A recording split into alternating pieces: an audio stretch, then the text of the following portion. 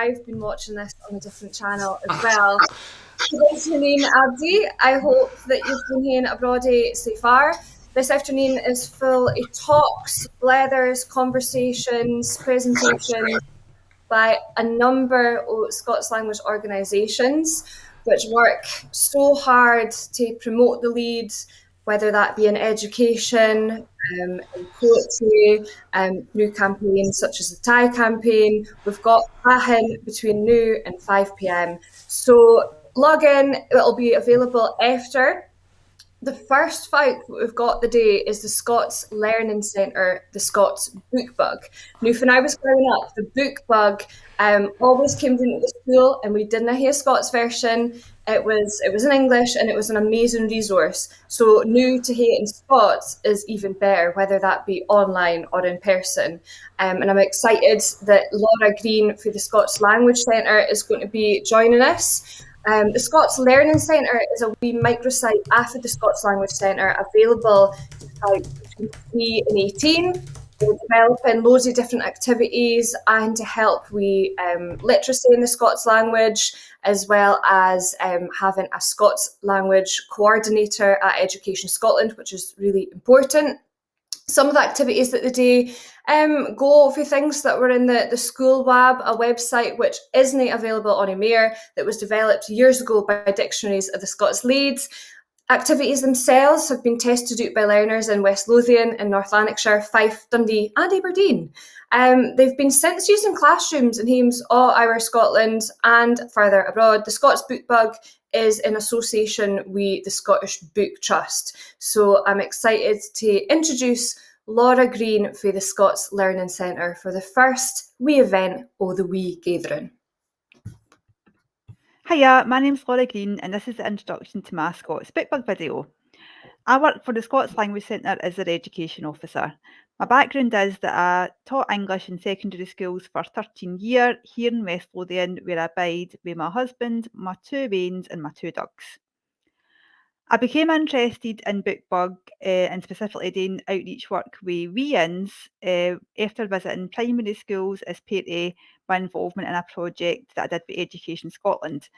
The project culminated in a report cried Scots Language and Curriculum for Excellence, and as part of the research for that report, I visited primary schools and secondary schools across the country and observed hundreds of good practice in what the teachers were doing in teaching Scots.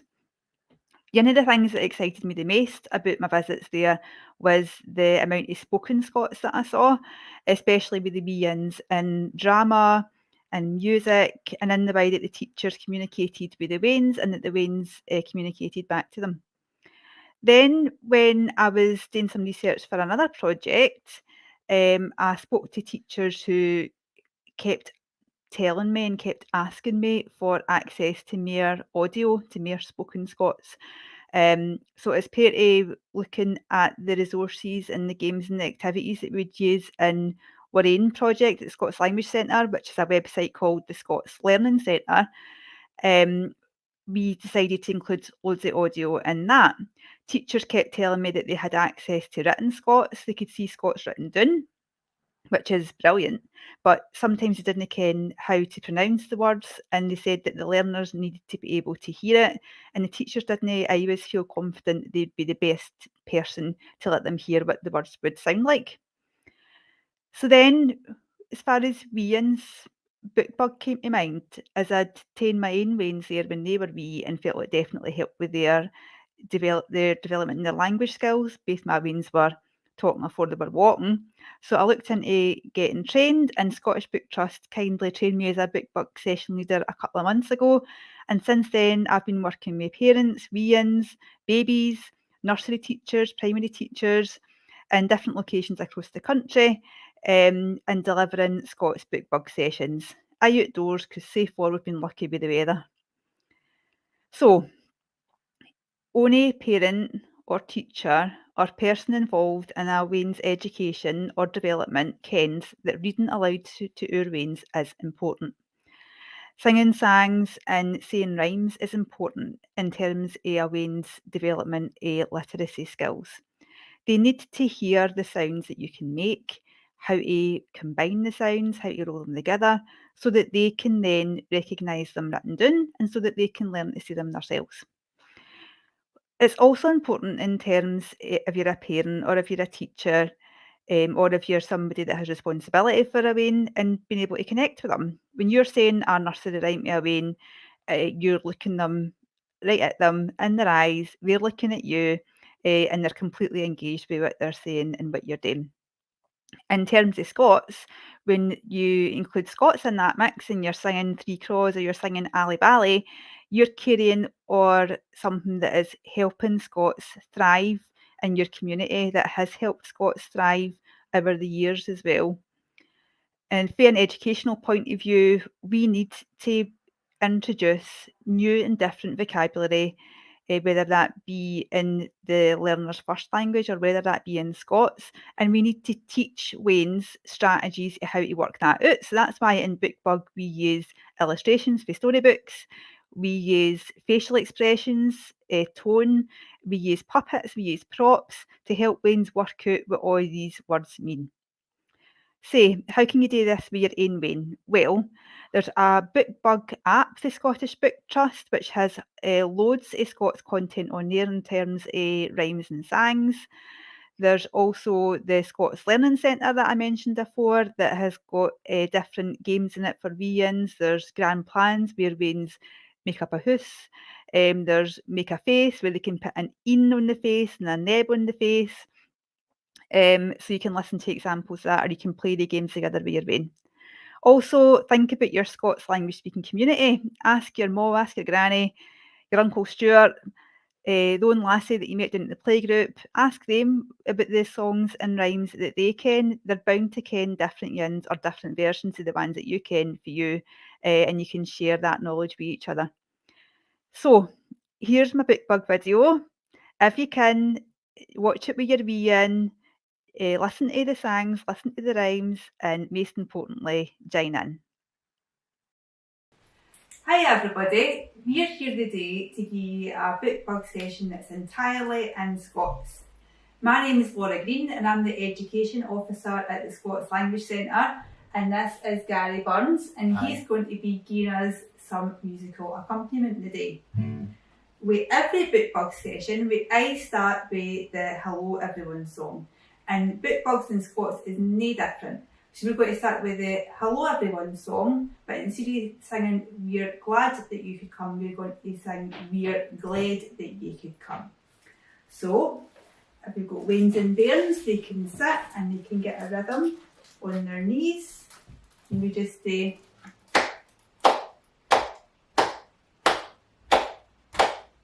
hello everyone, glad that you could come.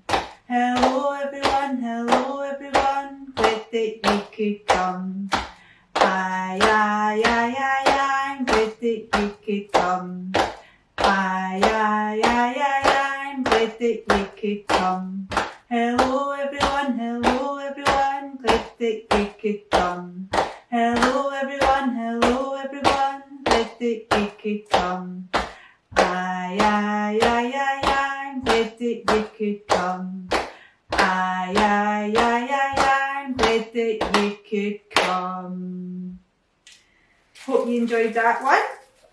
Next we're going to have a look at some wee Scots rhymes, stories and sangs. So we're going to start off with what's saying what's in the Bookbug bag.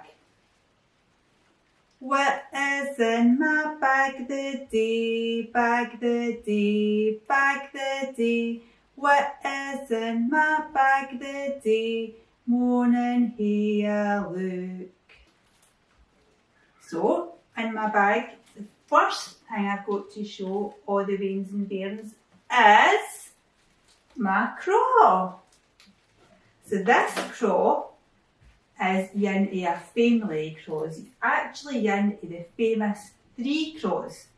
Now everybody kens the Three Craws sang, but folk have sometimes got slightly different versions there. In our version, we're going to have actions that your weans can join in with. So the first craw is greeting for his ma. The second craw fell and broke his jaw, so we can fall in like that. And the third craw couldn't flee at all, so we can do that with our horns at the side, flap our horns.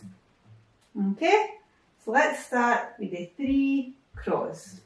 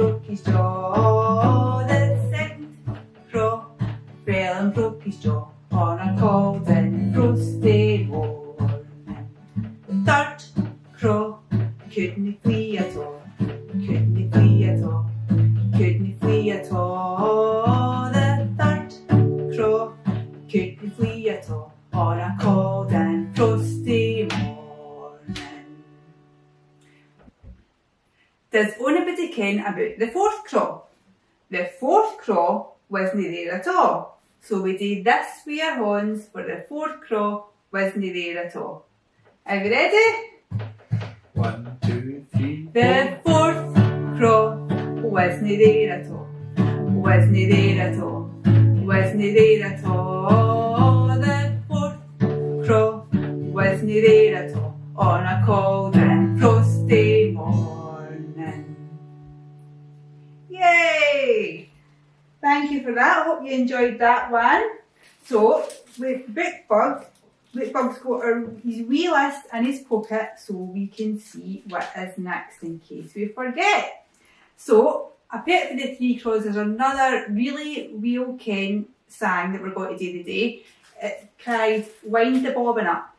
Now, Wind the Bobbin Up is a wee song that's in English, and everybody kens the English version. So we're going to do the English version first, and then I'm going to explain some of the Scots words in the Scots version to you, and we'll do the Scots version twice so that everybody can learn the words.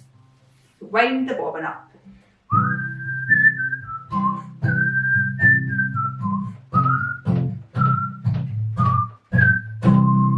Wind the bobbin up, wind the bobbin up, pull, pull, clap, clap, clap. Wind it back again, wind it back again, pull, pull, clap, clap, clap. Point to the ceiling, point to the floor, point to the window, point to the door. Put your hands together, 1, 2, 3, lay them gently on your knee. Rolling, rolling, way up high, flap, flap, flap, and away we fly. Now, the Scots version is awfully similar, but in Scots, for a word for turning round and round, like winding things in a bobbin would be birl. So we're going to be birling the bobbin. The other thing we need to ken about this version is that the Scots word for floor, flare, doesn't rhyme with door. So we're going to be pointing to the ceiling, pointing to the flare, pointing to the window, and then we're going to be pointing everywhere. Also, we can't birl the bobbin way up high because the Scots word for fly is flee. So we're going to be putting our hands up on our knee, we're going to be birling the bobbin 1, 2, 3, and then flap, flap, flap, and away we flee. So we'll sing this yin twice so that everybody can ken the words.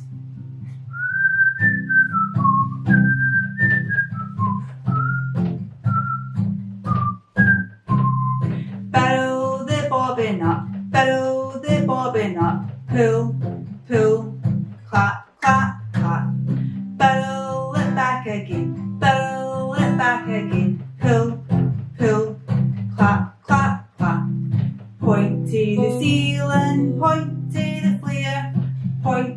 the windy point everywhere. Put your hands together and 2 or 3. Put them gently on your knee. Birlin, birlin, yin, 2 or 3. Flap, flap, flap, and away we flee. Right, will we do that? What do you think, Bookbug? Will we do that yin more time? You got to be moving your wee arms to burrow the bobbin up? I think so. Right, yin more time.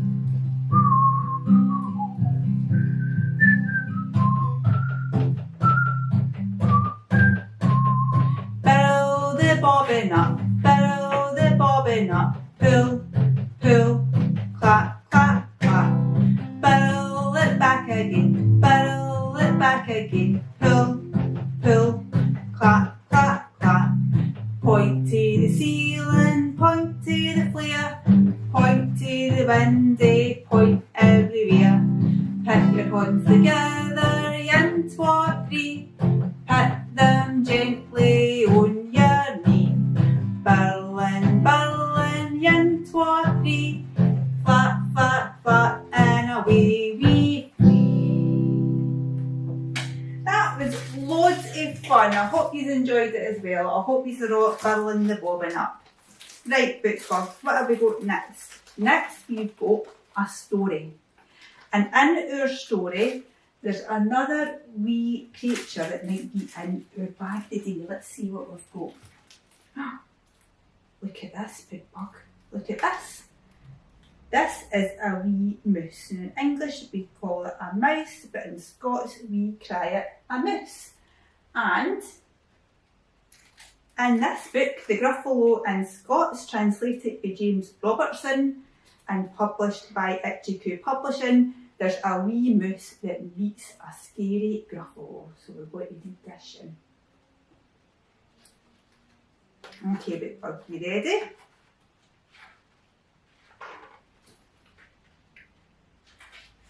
The Gruffalo in Scots. A moose took a donner through the deep muck wood. A Tod saw the moose, and the moose looked good. What are you after, wee brown moose? Will you know who your dinner in my deep down house? That's awfully kind of you, Tod, but I'll know I'm going to have my dinner with a gruffalo. A gruffalo? What's a gruffalo then? A gruffalo? What do you know ken? He has muckle lang tusks and muckle big paws and muckle sharp teeth in his muckle strang jaws. What are you eating him? By these stains the new, and his favourite food is hot Tod stew. Hot Tod stew? I'm no here, Tod yelped. See you after, wee moose, and away he scaled. See yon Tod, is he daft or no? There's nae such thing as a gruffalo.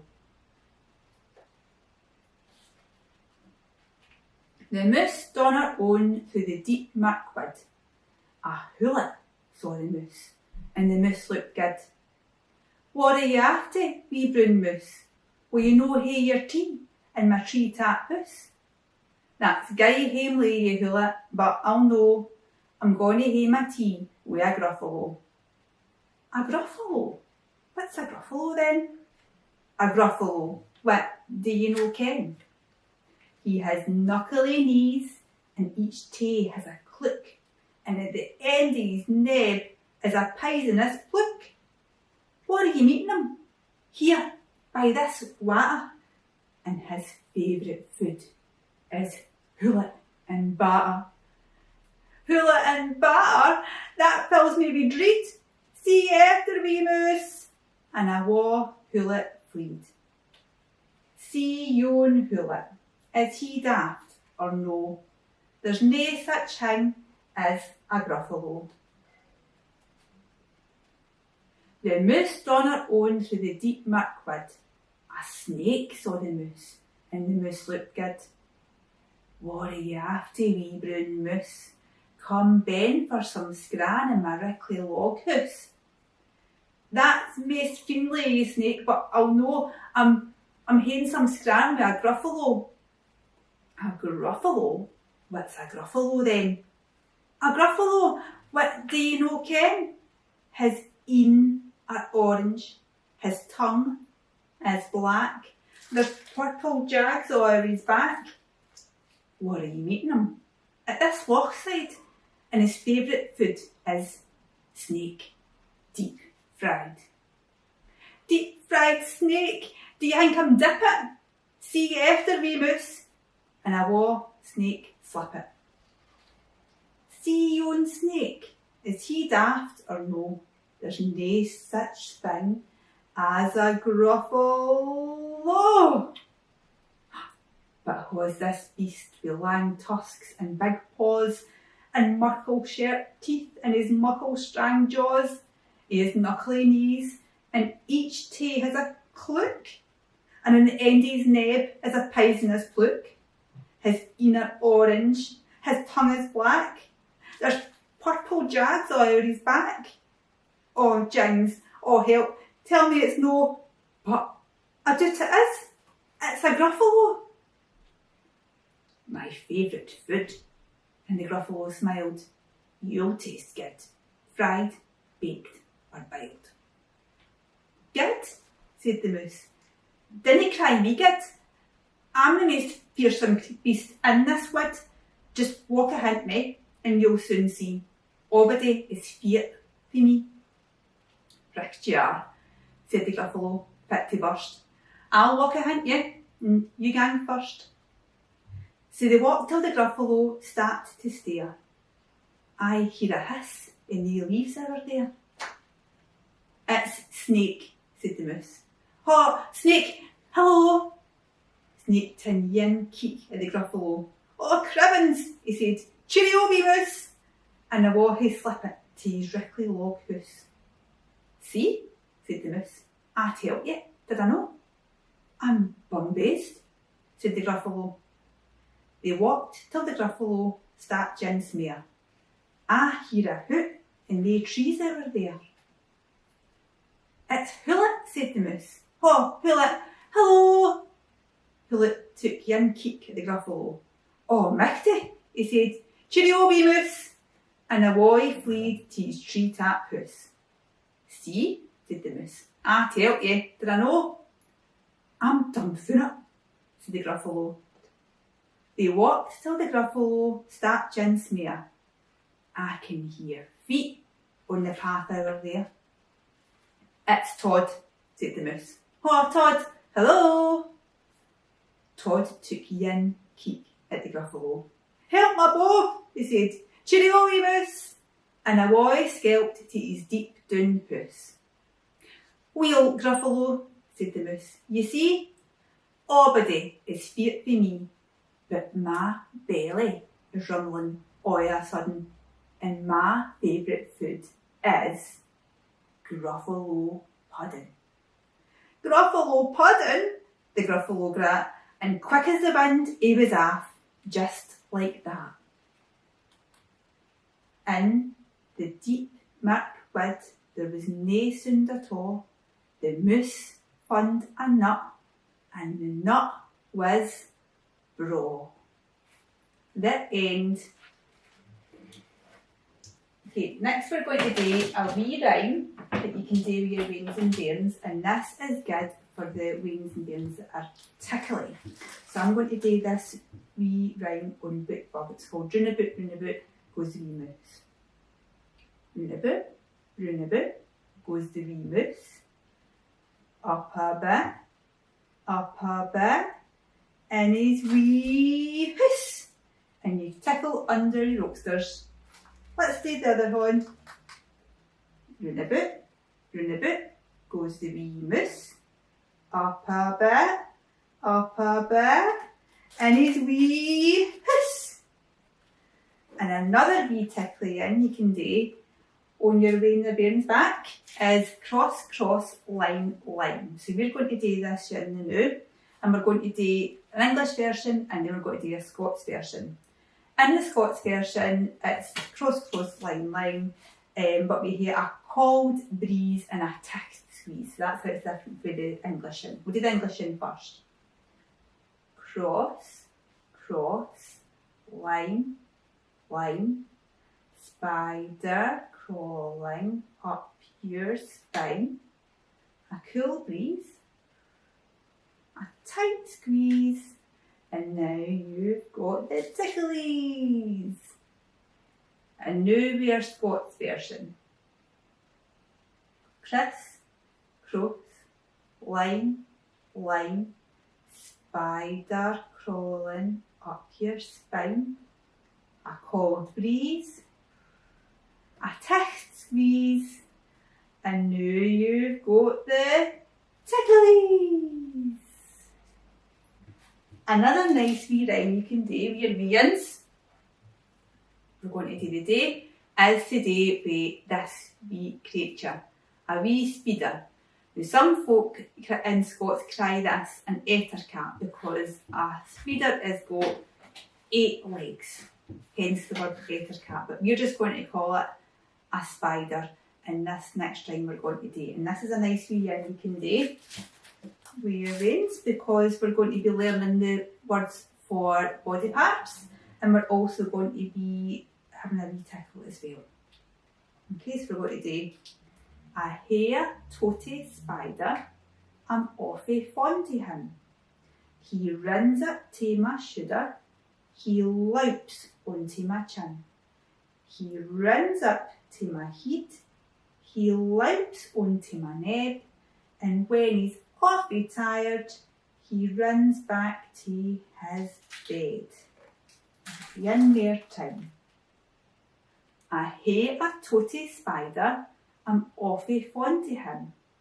He runs up to my shoulder, he loups onto my chin.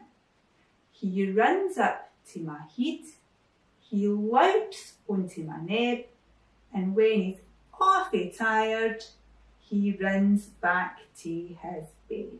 Night, night. Okay, we're going to say cheerio to Mr. Spider, and we're going to say cheerio to the moose, and we're going to say cheerio to Mr. Crow, but now we're going to sing an awfully popular song, and this one's cried, You Can't Shove Your Granny Off the Bus. Now if you're a mammy's mammy, you're in luck, you can stay on the bus, you're not getting shoved off. If you're a daddy's mammy, I'm afraid you're going to get shoved off the bus today. And this is a nice wee thing you can do with your wains and bairns because we can sing You Can't Shove Your Granny Off the Bus, and then we can do wee actions where we go push, push, or push, push. Alright, all ready? Let's go.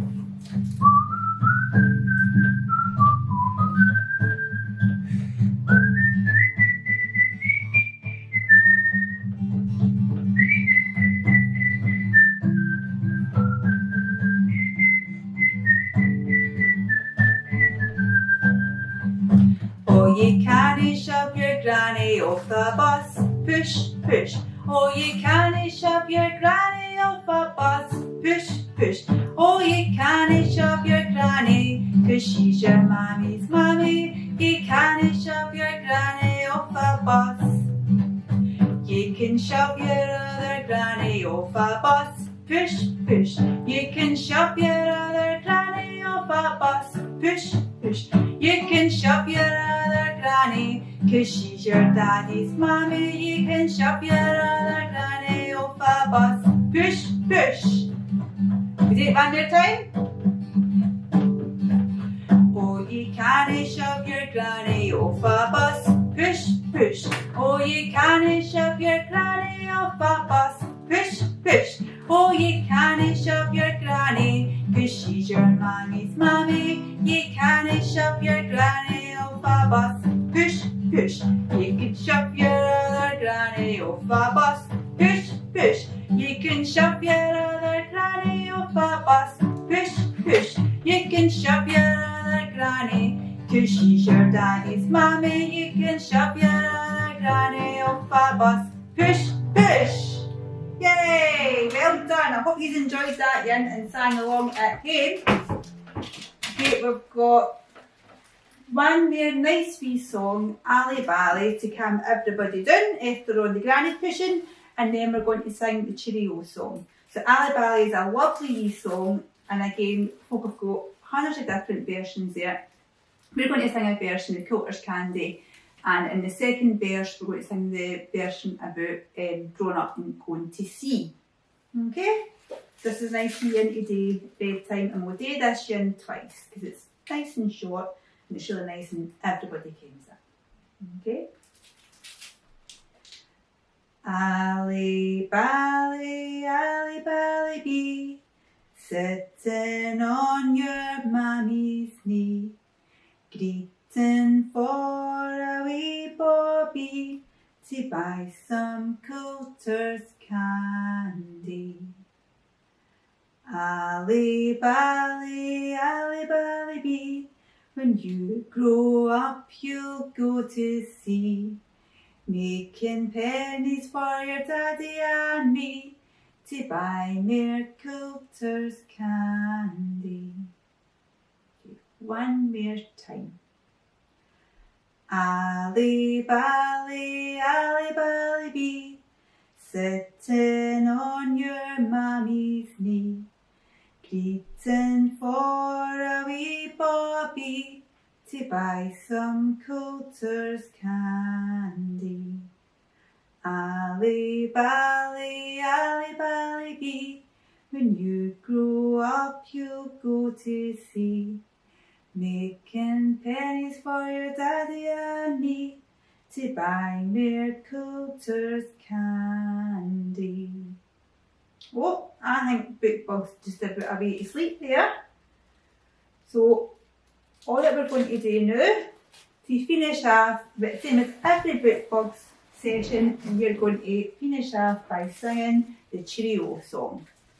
Okay, so just like at the beginning, a wee beat on our knees, and we'll sing Cheerio everybody, Cheerio everyone, we're glad that you could come. Okay, ready?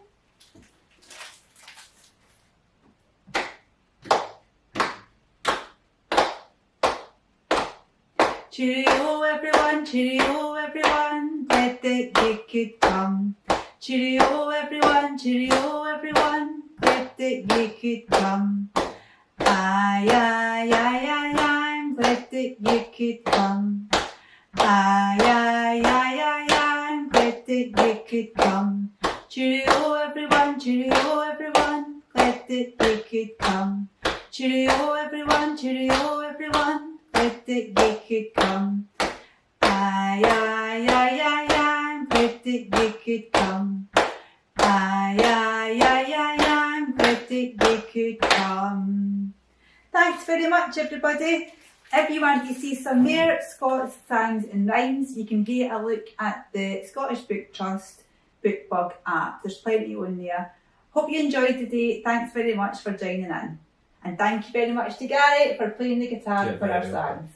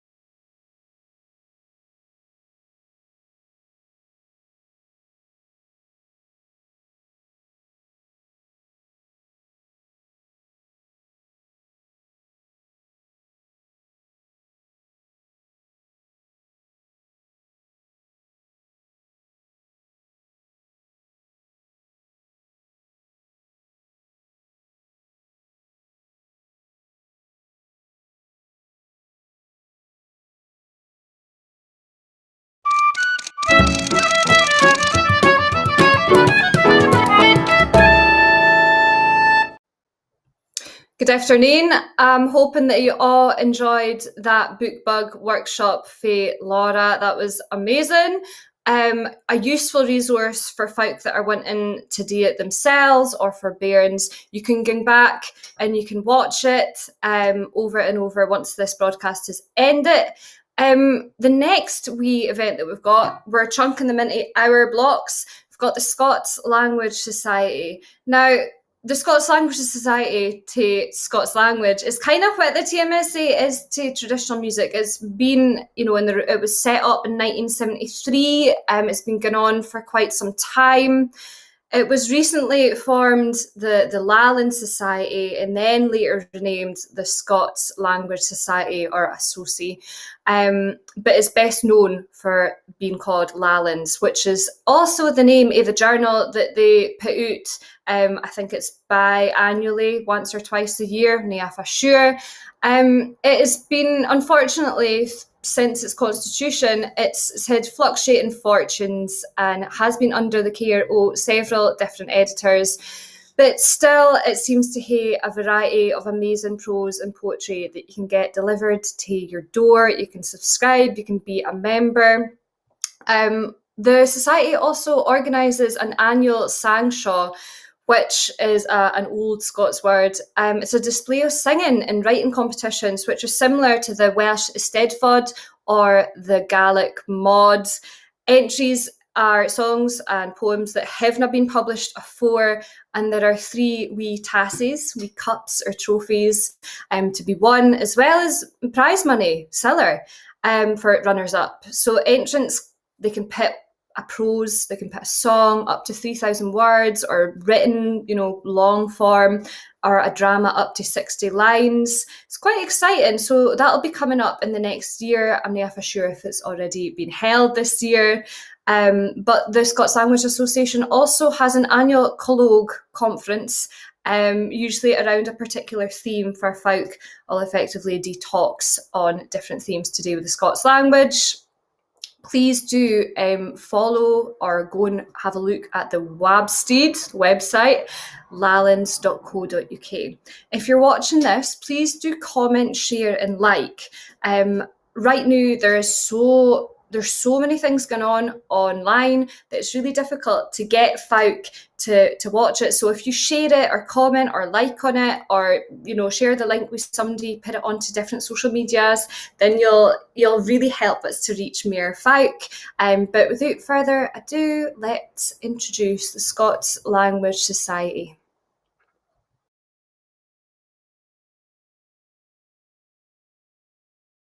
Well, fit like folk.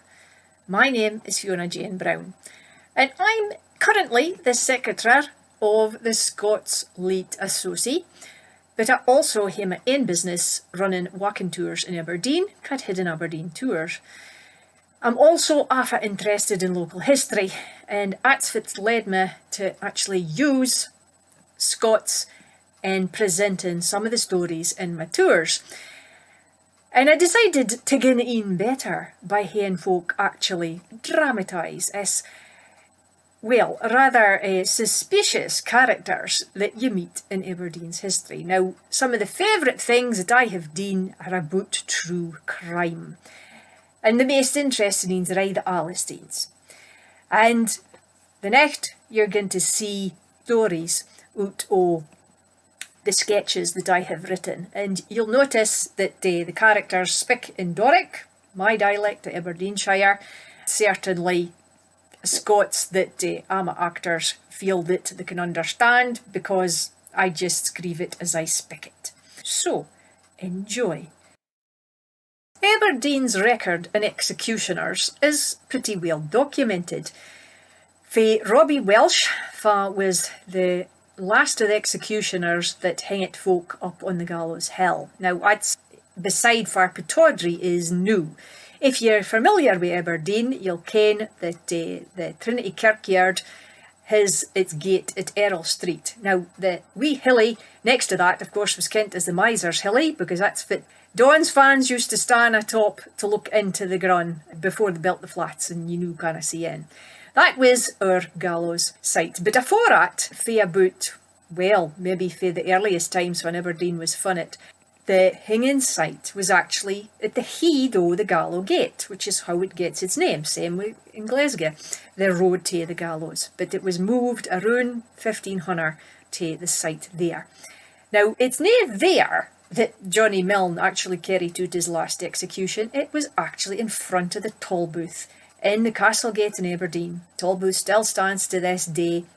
It's got a modern frontage on it, but the building in it is the 1615 Tolbooth, and there's a museum there now. But in front of that, in 1810, our Johnny Milne, he carried out his first execution. But, as you'll find out, it was almost his last. Aberdeen, ye mon, respect, mon, to the way, and the civic executioner. And I carry out my solemn duties with the dignity that comes with a civic official. That's nae that I heard the day you hanged Andrew Hossack. You weren't exactly treated with respect that day, were ya? Oh, no, I wasn't. I got more respect for Hossack himself. He even called me sir. Could you, sir? Aye, he did. Aye, but Sir Milne wasn't so bright he managed to escape the law. Tell him how you got caught in the first place. Hey, shh. Now, must a man's past sins be cast up against him like that? And by such a contumacious besom like yourself? He was caught robbing a farm at Corse of beehives.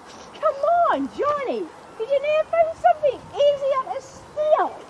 These stink when they're angry, don't they? Aye, the bloody div. Nay, half. But you ken, honey's money. Oh, aye, so it is. And you ken that damned farmer? He never give me nought, so I just helped myself. Oh, really? Uh-huh. Only why? No, I didn't get any respect that day. Nay, from you rabble. Aye, from the toon's executioner after that. Only because nobody else would do it. The last executioner, Jock Milne, had lain in his grave for a year before the council found somebody daft enough to agree to take it on. And that was you, Johnny Milne of Tully Skookies. What's the matter? Did you nae like the idea of going to the colonies? I'll have you know that the job of the civic executioner is a very, very important one. No, didn't went to King to Australia.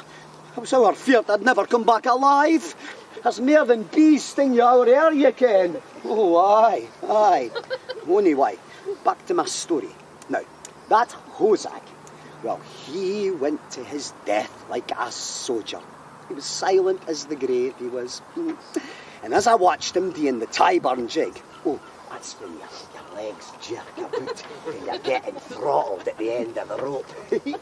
I spied some of they field gipes over there trying to steal my kirt. Well, my quiney Chrissy, she tried to stop him, but the very magistrates themselves, they pulled her away, leaving they field nyaffs alone. And they, your esteemed citizens, you can bet you did. You went and unhitched my pony, and the poor beastie ran away into the crowd. Ah, dearie me. So what did you, as a civic official, do then? I was furious. I told him, ye mon, repent of the indignities that you have offered up to me and my daughter. They just laughed, and then they shouted out to me, we ken you, Johnny Milne. You're nothing but a wee crook yourself. Now, I want to take that corpse up to the anatomists. Well, I resigned on the spot. I was going to take another minute to sick. Disrespect. Aye, and the magistrates and burgesses spent the rest of the afternoon plying you with fine wine to get you to take the job back. So tell me, Why was it that cut down Hossack's corpse after you stormed that in the hut? Well, I believe it was the scaffies in the end, and that was quite fitting, really, if Hossack had in fact murdered the farmer and his doctor. Carted up that broad hill over there for a shallow burial in the back of a cart, stinking of dung. But that wasn't the end of the story, was it? It happened when you went to check whether the scaffies had done their job. The body had been stolen. Aye, by the noddies. Oh, that's the medical students again. So, Hossack ended up on the anatomist's table after a fit a way to behave. You see, the Privy Council said long ago that only one corpse a year was to ging up to Marshall College, and Hossack had been hung as a thief, nae a murderer. Aye, see, if I had my way, I'd take all those thieving body snatchers and I'd flay their backs raw with my birch over there at the Whippenstein at the foot of the Broadgate. Nae respect for the law. Now, you've been warned. Then I want to feel nip my birch now. No, you didn't. So, show some respect to your civic executioner.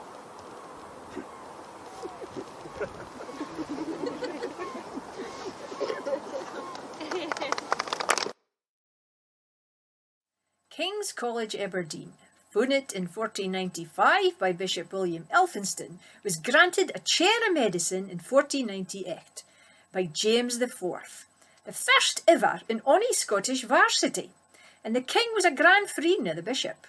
Marshall College, which was King's great Protestant enemy, was founded nearly a century later by James's descendant, James VI, but it didna get a medical faculty or 1700. To train loons to be surgeons, they not bodies to dissect, but they got for the hanging tree or for the poor's houses. However, there wasna that muckle ill deans that folk get hanged for in Scotland in the 18th century. Only 20 folk were hanged in Aberdeen between 1800 and 1854.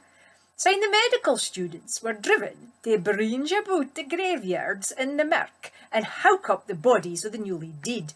Sign a wee laugh surgeon or student in the cellar, they could get professional grave robbers, cried resurrectionists, to do the howking on their behalf.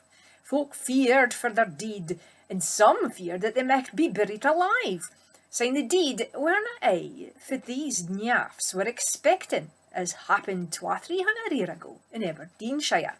Picture the scene. In Drury graveyard, in the dead ceilings of the night, twa would-be grave robbers hae creeped up to the grave o' een Mary Elphinston, the floor of the Geary, for had only been married a month when she died. Her man, James Elphinston, was the sorriest loon in the hale parish. Syne he laid her to rest in her wadding gown, and wi' her wadding and engagement rings on her finger. And that engagement ring had a solid, solitaire diamond. Syne these brigands kent they were going to make bonny siller on the body o' a young deemiki like her.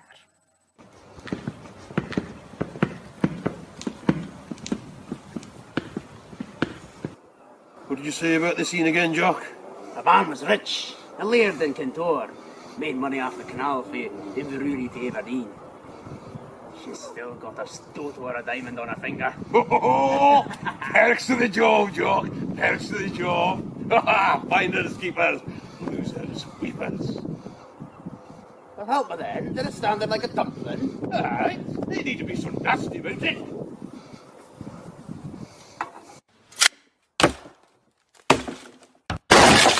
Ah, look, there's the mark cloth. Put it after we get to eat.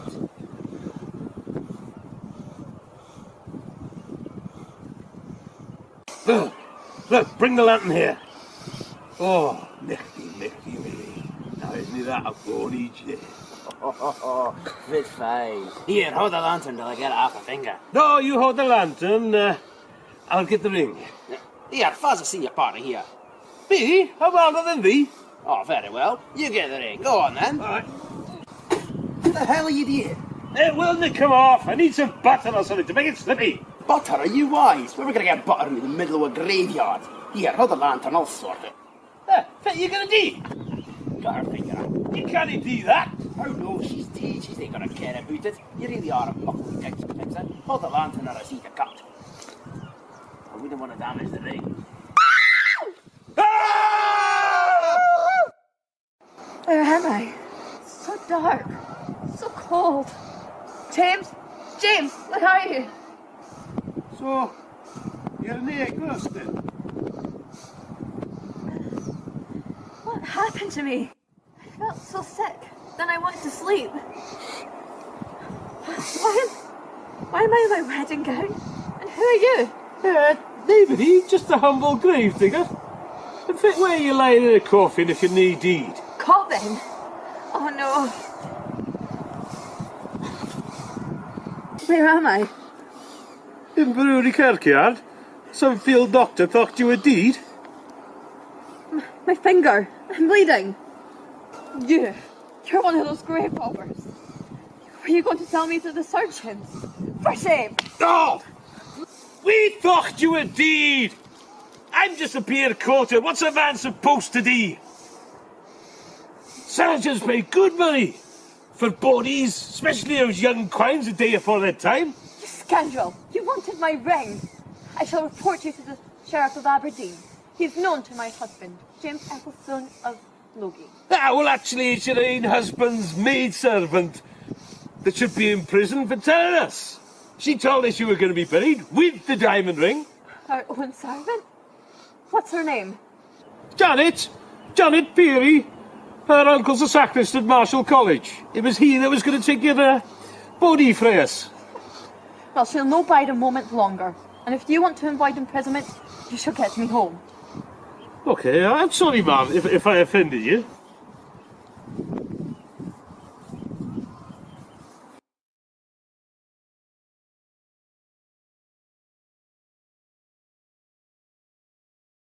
So there you have it, friends. Twice buried Mary and Johnny Milne, Aberdeen's worst executioner. So thank you for watching and hope to see you sometime on Iona Tours. Hidden Aberdeen Tours. Just look it up online. Thank you and good night. The Scots language, the mother tongue, is a great medium for translation. Starting with Gavin Douglas in the 16th century translating Virgil's Aeneid, we have a whole host of excellent poems from other languages, from a whole range of languages, from classical Latin and Greek and Old Irish right up to the present day, and from just about every language under the sun, you have excellent translations into Scots. So here's a few just for a sampling. In the 13th century in Italy, there was a very colourful character called Cecco Angelieri, who was seemingly a thoroughgoing young scallywag, because this is what he says of himself. There are just three things in life that make me fain. Three things of whilk I'll never get in youth. It's lasses, house and dice, and they alone can set my lixom heart to reel and youth. But seen'll can I gang and hae a rant, for Tim and lichts my purse. A whiles mon Lee says nane sall kent and lichtly all I want.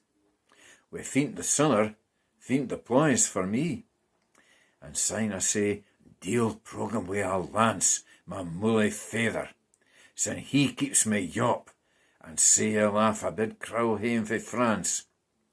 I sin you'd wide a while a bodle fae his grup, though it were Yule when cadgers get their chance, I see an eagle dung doon by a whop.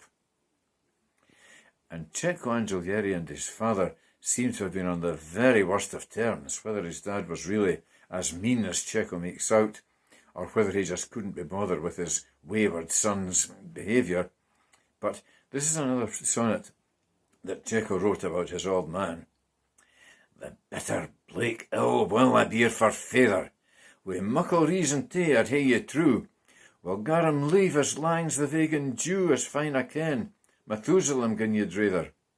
Oh, nater, what a wrang you've done me here. The other day I speared them for some brandy. They're quarts o't in his och, the ticht old randy. I'm telling you, he slaughtered me guy near. Suppose I'd speered for rare Chateau Lafitte, I tasered, just to gie him another fike. He spat right in my face. Well, thought to do it. And still folk says I shouldn't hate the tyke. Look to his spite. You'll say whene'er you see it, just scrunch him up alive as soon as you like. Well, a lack of cash was something which seems to have troubled Cecco Angelieri all his life. This is one of his poems lamenting his poverty.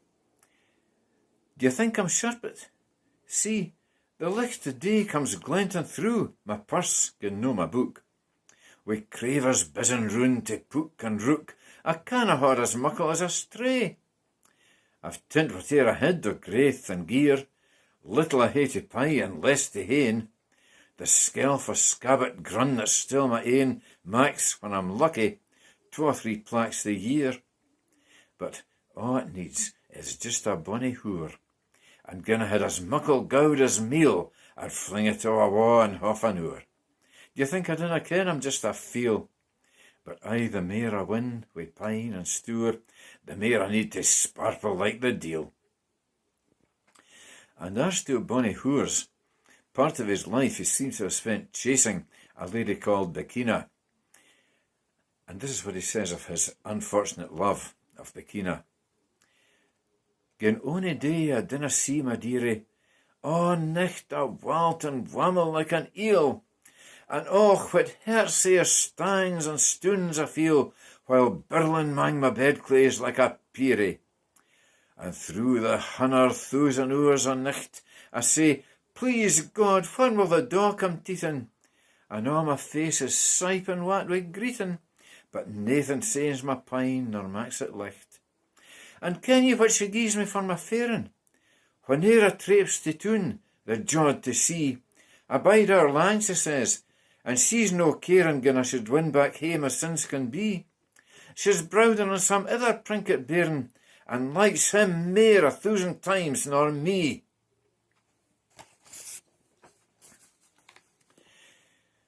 And he got his revenge on Bekina by writing this poem about her. When first my bird comes crowling out her scratcher, afore she's placed her door mat wi' paint, the bougsomest vizog ye ever kent would look like Marilyn gin it tried to match her. The own face is like the worst scalped erse you've seen, without the putty paint and polyfiller. You'd think you'd met some weirdie fae a thriller, or something fleeing round on Halloween. But crivens, does she no ken all the tricks wi' war paint? Gin you saw the way she plays it, you'd just fall for her like a ton of bricks. And thon's her ploy to get me fair bambazit. I winna look at ony other chicks, just her. I'm gowkit, and it's me that says it. And Cecco got his comeuppance too once. He ventured to write a cheeky poem to Dante, no less. And another poet, not much is known about him, called Guelfo Taviani, wrote Cecco a poetic reprimand that went like this. Cecco, my lad, I doot you're in a dwam, aye breenging in and never taking tent. You're gallus as a stagey on the bent, or some young brodick cout that runs Ram's stam. Do you think you'd play the broon ball to his white, kemping wi' Dante in a verbal spiel, wi' all his braw philosophy and skill? You're no a hero, laddie, just a skite. Philosophers tak little tent o' gear.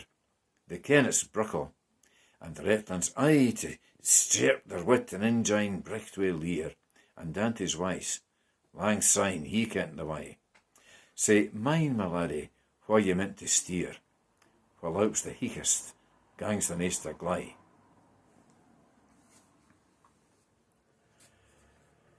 Well, coming from Italy to France and jumping forward a few centuries, the French poet La Fontaine is known, like our Scots poet Robert Henryson, for putting Aesop's fables into verse. Here's one of La Fontaine's fables. The Gus Lauper and the Emuck. The hale summer lang the Gus Lauper sang, but the winter ones blaff, fun him gay in a laugh. Deal a midgin or moch on the heather or hoch. To the Emuck, ye mornin, his fear, he gaed sornin, and prigged him for mate. Just a peery wee hate to sustain him till vore. What ye gie, I'll restore. Ilka bodle and plaque by the hair still hae back. On my hecht I'll repay, and wi' interest too. Nae Leonard this crater, a fought in his nater. To the sonnet he says, who passed ye the days when the sunshine was bricht? Well, I sang day and nicht, can ye please, to folks' cheer. That I'm recht glad to hear. Did ye sing? A broad chance. We'll awa noo and dance. And another of La Fontaine's, the Corby and the Lowry.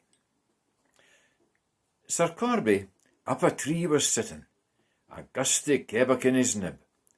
Sir Lowry for the yome gat witten, and hailst him wi' a sleekit fib. Aye, Maister Corby, heartsome greetin'. My fegs, but you're a weel fort loon. Your feathers blake like siller gleetin', maun be the best in a' the toon. Noo, gin your sang were half as bonny as thon draw coat, I winna lee, though this green shaw haud Beald's birdie's money, I bin them a' ye'd bear the gree. The glaikit bird was fair delirit. His loosome vice was a' his pride. Richt sin he'd let the Lowry hear it.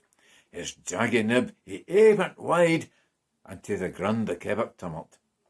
Sir Lowry hanched it in a gliff.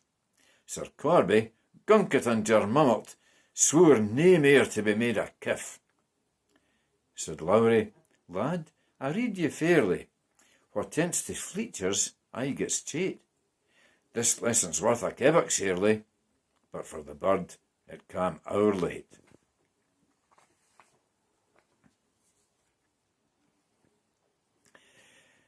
I'm going now to Germany. A poet called Heinrich Heine, a 19th century poet, goes very well in Scots because, like a lot of Scottish poets, he wrote in verse forms and metres very much influenced by ballads and folk songs. Germany, in fact, just like Scotland, has a great tradition of ballads and folk songs, and many German poets wrote in the folk song tradition. Heinrich Heine, a lot of his poems were translated expertly into Scots by Alexander Gray. A lot of Cecco Angelieri's poems were translated expertly into Scots by George Campbell Hay, whom we'll come to in a few minutes. Well, here's a couple of poems by Heinrich Heine. This one's called Thon Lassie Luck. Thon Lassie Luck's a lichtsome jod. She never bides in ye place lang. She'll straight your hair abin your brew, and kiss ye ince, and aff she'll gang. Thon wifey wan luck, snow the same. Close to her heart she'll haud ye dear. She's no in haste. Aside your bed she settles doon wi' woo and weir. Another ballad-like one called A Laddie Looed a Lassie. A laddie looed a lassie, wha looed another mair. The other looed another, and thon twa made a pair. In teen the lassie merit the first braw chiel that cam stravaigin doon the cossie. The laddie grat wi' gram. Aye, it's an old story, but new as this day's daw. And ilka chiel that comes till, it bracks his heart in twa.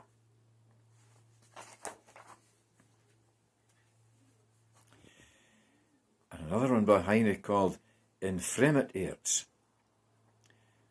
Lang syne I bade in sic a bonny land. The birks a hame, sae heich they grew, the gowans waft sae lown. It was a dream.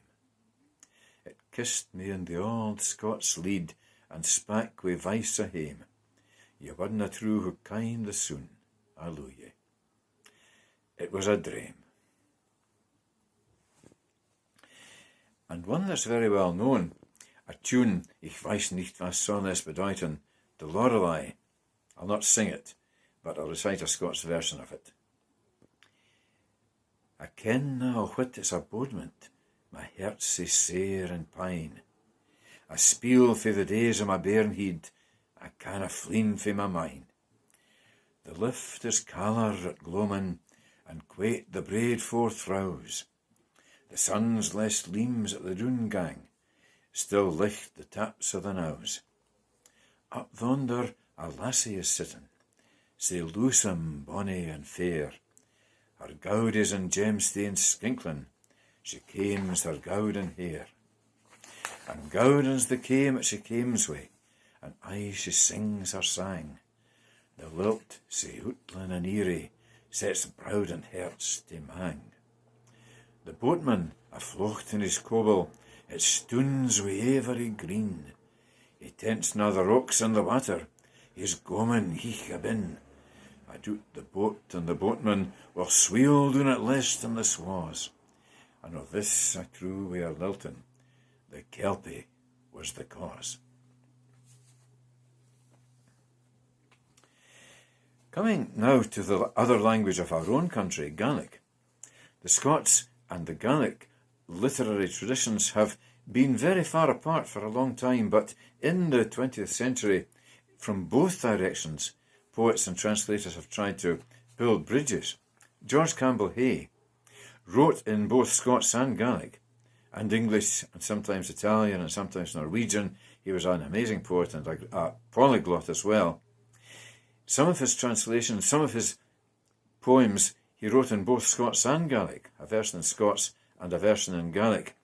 And some of his poems, his Gaelic poems, have been translated into Scots by Douglas Young, and some more of his Gaelic poems I've tried to translate. So here's one. George Campbell Hay is very much a poet of the sea and ships, and this poem's called The Vige o' the Corrie.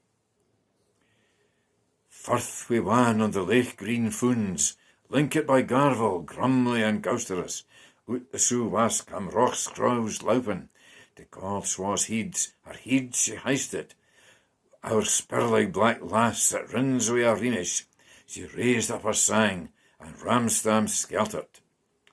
She raxed her rapes as steve as steel, she raxed her sides to the sides of the swa's, she raxed her rake to the rake of the sea, she dunched a dird with the bow in her branglin, she clashed her cloor with the seam of her shoulder, she hashed a hag with the heed in her howderin. Erdenui, blithe was her boerin, aardvich lumen, vushti her vauntin, af en smarnak lochen she lilted, nocht in urine but her skelpen smocht her, spindrift and fame for the crests of the swa's, nocht in her logs but the soon of her skirlin.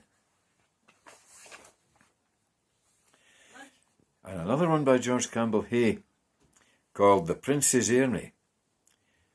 When the Prince's Airmy wan till English grun after fording the river, they turned roon, ilka man drew his sword for his scabbard, and for a hand while gomed on Scotland in silence. When the army wad the river, stood the English lands beginning, roon they faced, but con or wishy, gomt in lealty steve and sicker, back on Scotland. Ilk man whisket out his sword, looked still a glyphic, vood to her their vir and weakness. Swords were sheathed to scabbards scraken, weirmen mearched to pipers skirlin. I was mine of what came after, weary staps and bloody beffin, paid the price of Anvu's keeping. Great Goliath they got him stacher, 3 to yin at less they fun it. On our pang their lives were snedded, ye spiel yin in this world's granted, for to show our metals forging, for to prove our manheed's honing, for to mence or shame our nation. Now's our time to stop and turn.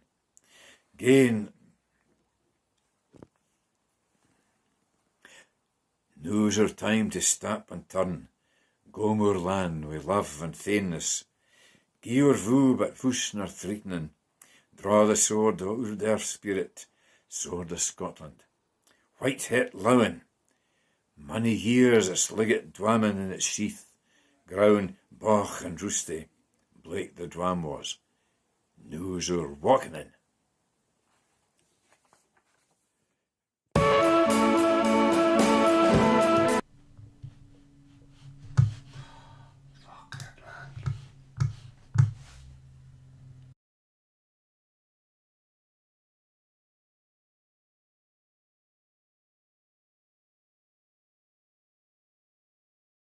Mixter of stories, sayings and nonsense, mostly in the Scots tongue.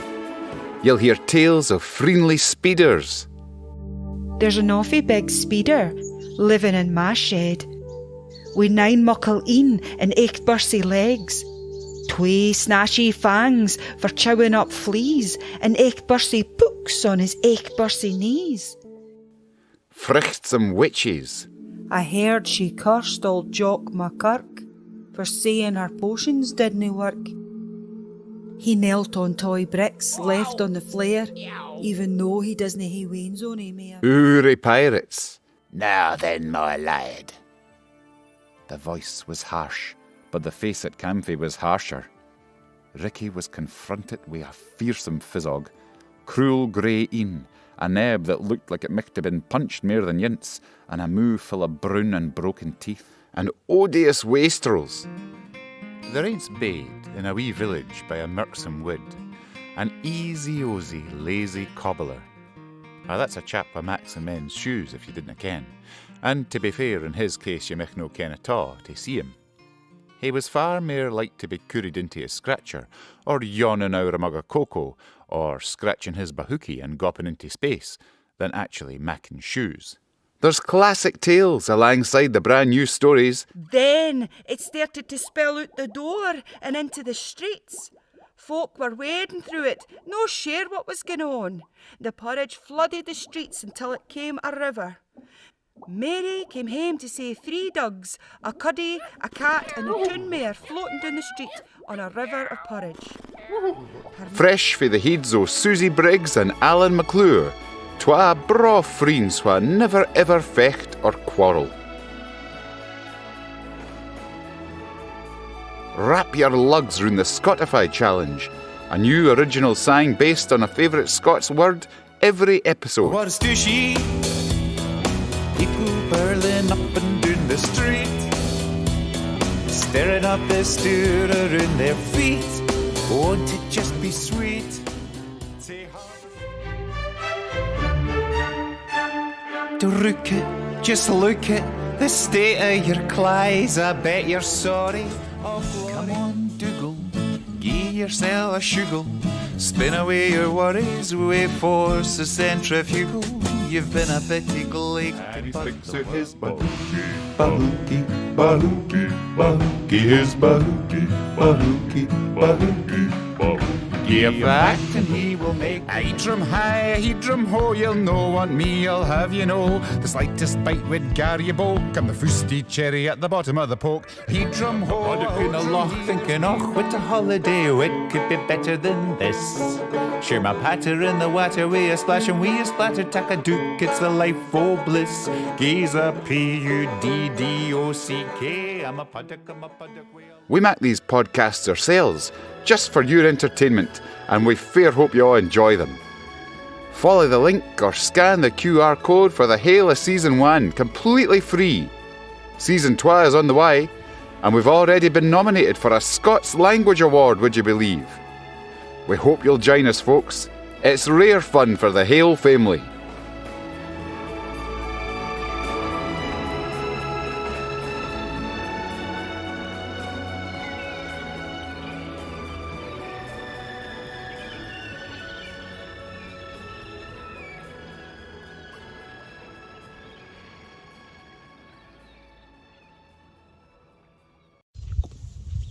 Hello, hope you enjoyed the video. I'm Susie Briggs, one half of our wee podcast, and I'm going to tell you a story called Weesht. Weesht has recently been awarded a Scots publication grant with Foggy Toddle Books and Will Gorman, the illustrator, and that should be on the shelves by spring 2022.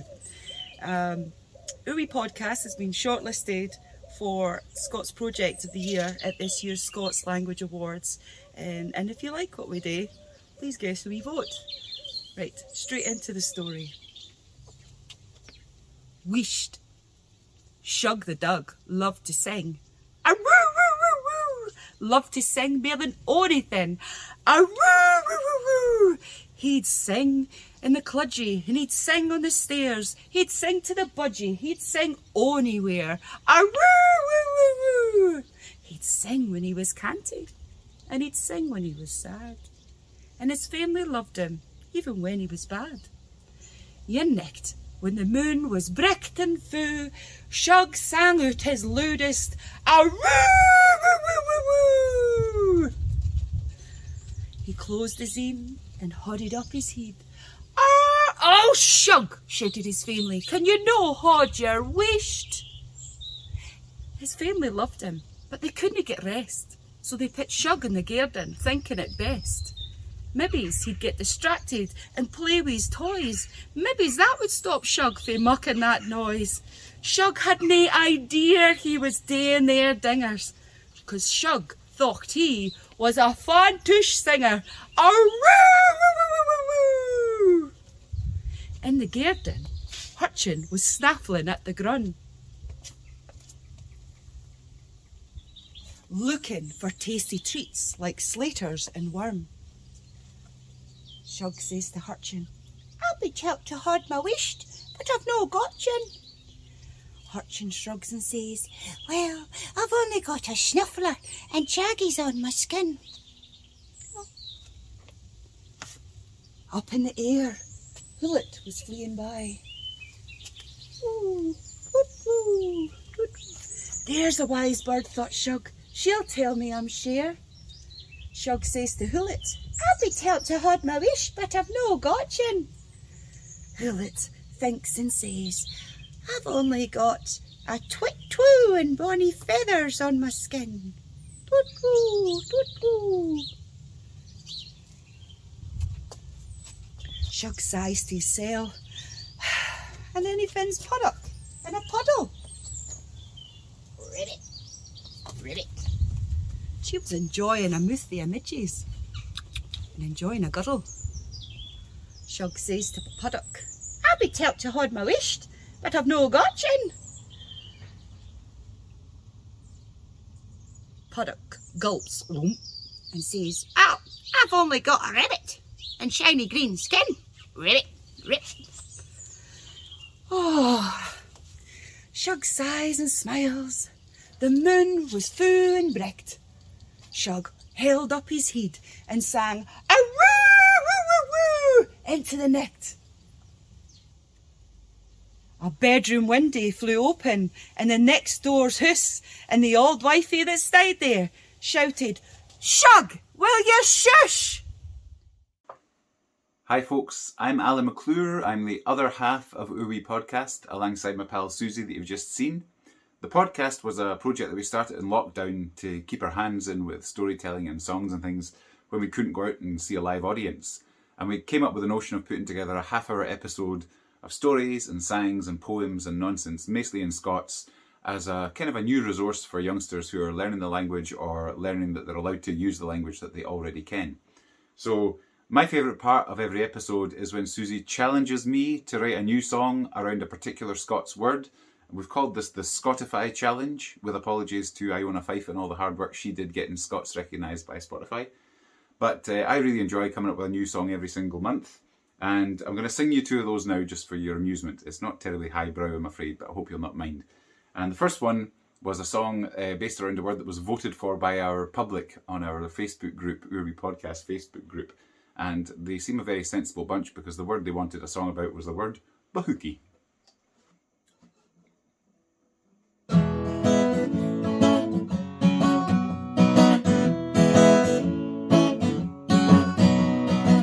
There is a laddie, he's the image of his daddy, and his name is Kenny Kennedaw. He will correct you in the minute that he's met you. He's a bitty o' a heap the ball. He thinks he's better than the wisest o' professors. He'll beat them with his common sense. A peerywig Maleary gets his facts so dapsel-teary, but he blurts them out with confidence. And he talks at his bahookie, bahookie, bahookie, bahookie, his bahookie, bahookie, bahookie, bahookie. Give a fact and he will make it into something really glaking, with the proudest smile you've ever seen. He thinks he's canny, teaching sucking eggs to granny, while his granny only rolls her in. There's naught to do, you see, wee Kenny will pursue you, and he'll ask you if you want to bet. He wants to shout about his facts and never doubt them, 'cause he found them on the internet, where they talk at their bahookie, bahookie, bahookie, bahookie, their bahookie, bahookie, bahookie, bahookie. Well, it's just grand to be so sure, to feel your facts are true and pure. But if ye never pause to wonder what a scunner, you will talk at your bahookie, bahookie, bahookie, bahookie, your bahookie, bahookie, bahookie, bahookie, your bahookie, bahookie, bahookie, bahookie, your bahookie, bahookie, bahookie, bahookie, your bahookie. Sincere apologies if that becomes an earworm for you. The second song I'm going to sing you is a similarly serious piece of work, and this was for the word fusty.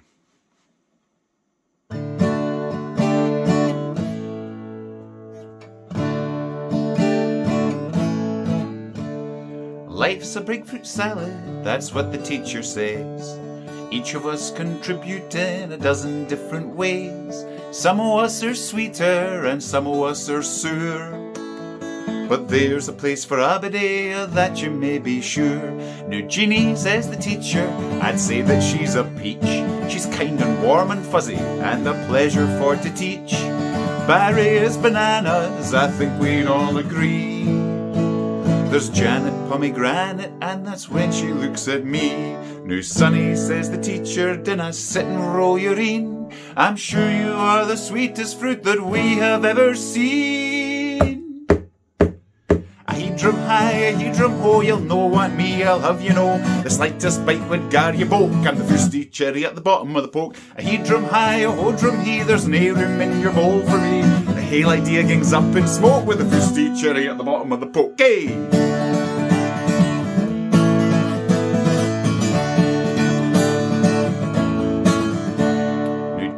Isn't happy, pretend she has nae heard. She keeks around the class as if I haven't said a word. Laura is a lime, she says, she's sharp and she is bright. And Django is a mango who will whet your appetite. Grace is Grace and Claire's a pear, I think you will agree. And jolly little Molly is a shiny strawberry. Oh, what a lovely bunch we are, with each a special place. You'll know me saying that, says I, can you stuff me in your face? A hedrum ho, a hodrum hey, no cherry red, but fuzzy grey, I'm no as nice as other folk. I'm the fusty cherry at the bottom of the poke. A hedrum high, a hodrum who, I will nae taste my best for you. Fruit salad is a nasty joke with a fusty cherry at the bottom of the poke.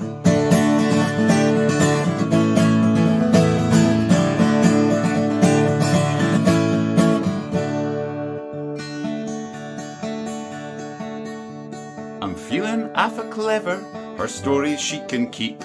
I've thrown a spanner in her works, her gas is at a peep. But teacher, she's still smiling, she stands and sings to me. The fustiest of cherries grows a bonny cherry tree. A hedrum high, a hedrum ho, we're here and we will watch you grow. Deep down you are a lovely bloke, the fusty cherry at the bottom of the poke. A hedrum high, a hodrum hey, we ken you'll blossom any day. Just see the beauty that you'll walk with the fusty cherry at the bottom. At the bottom of the poke.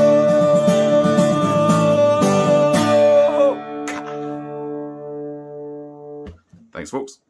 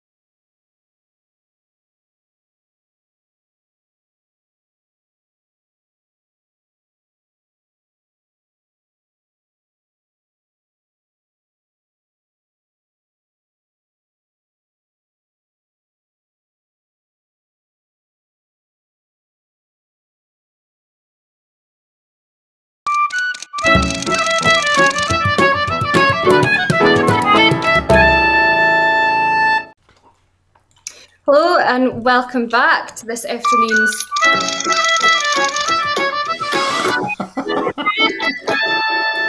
just proves that I've actually been watching all afternoon.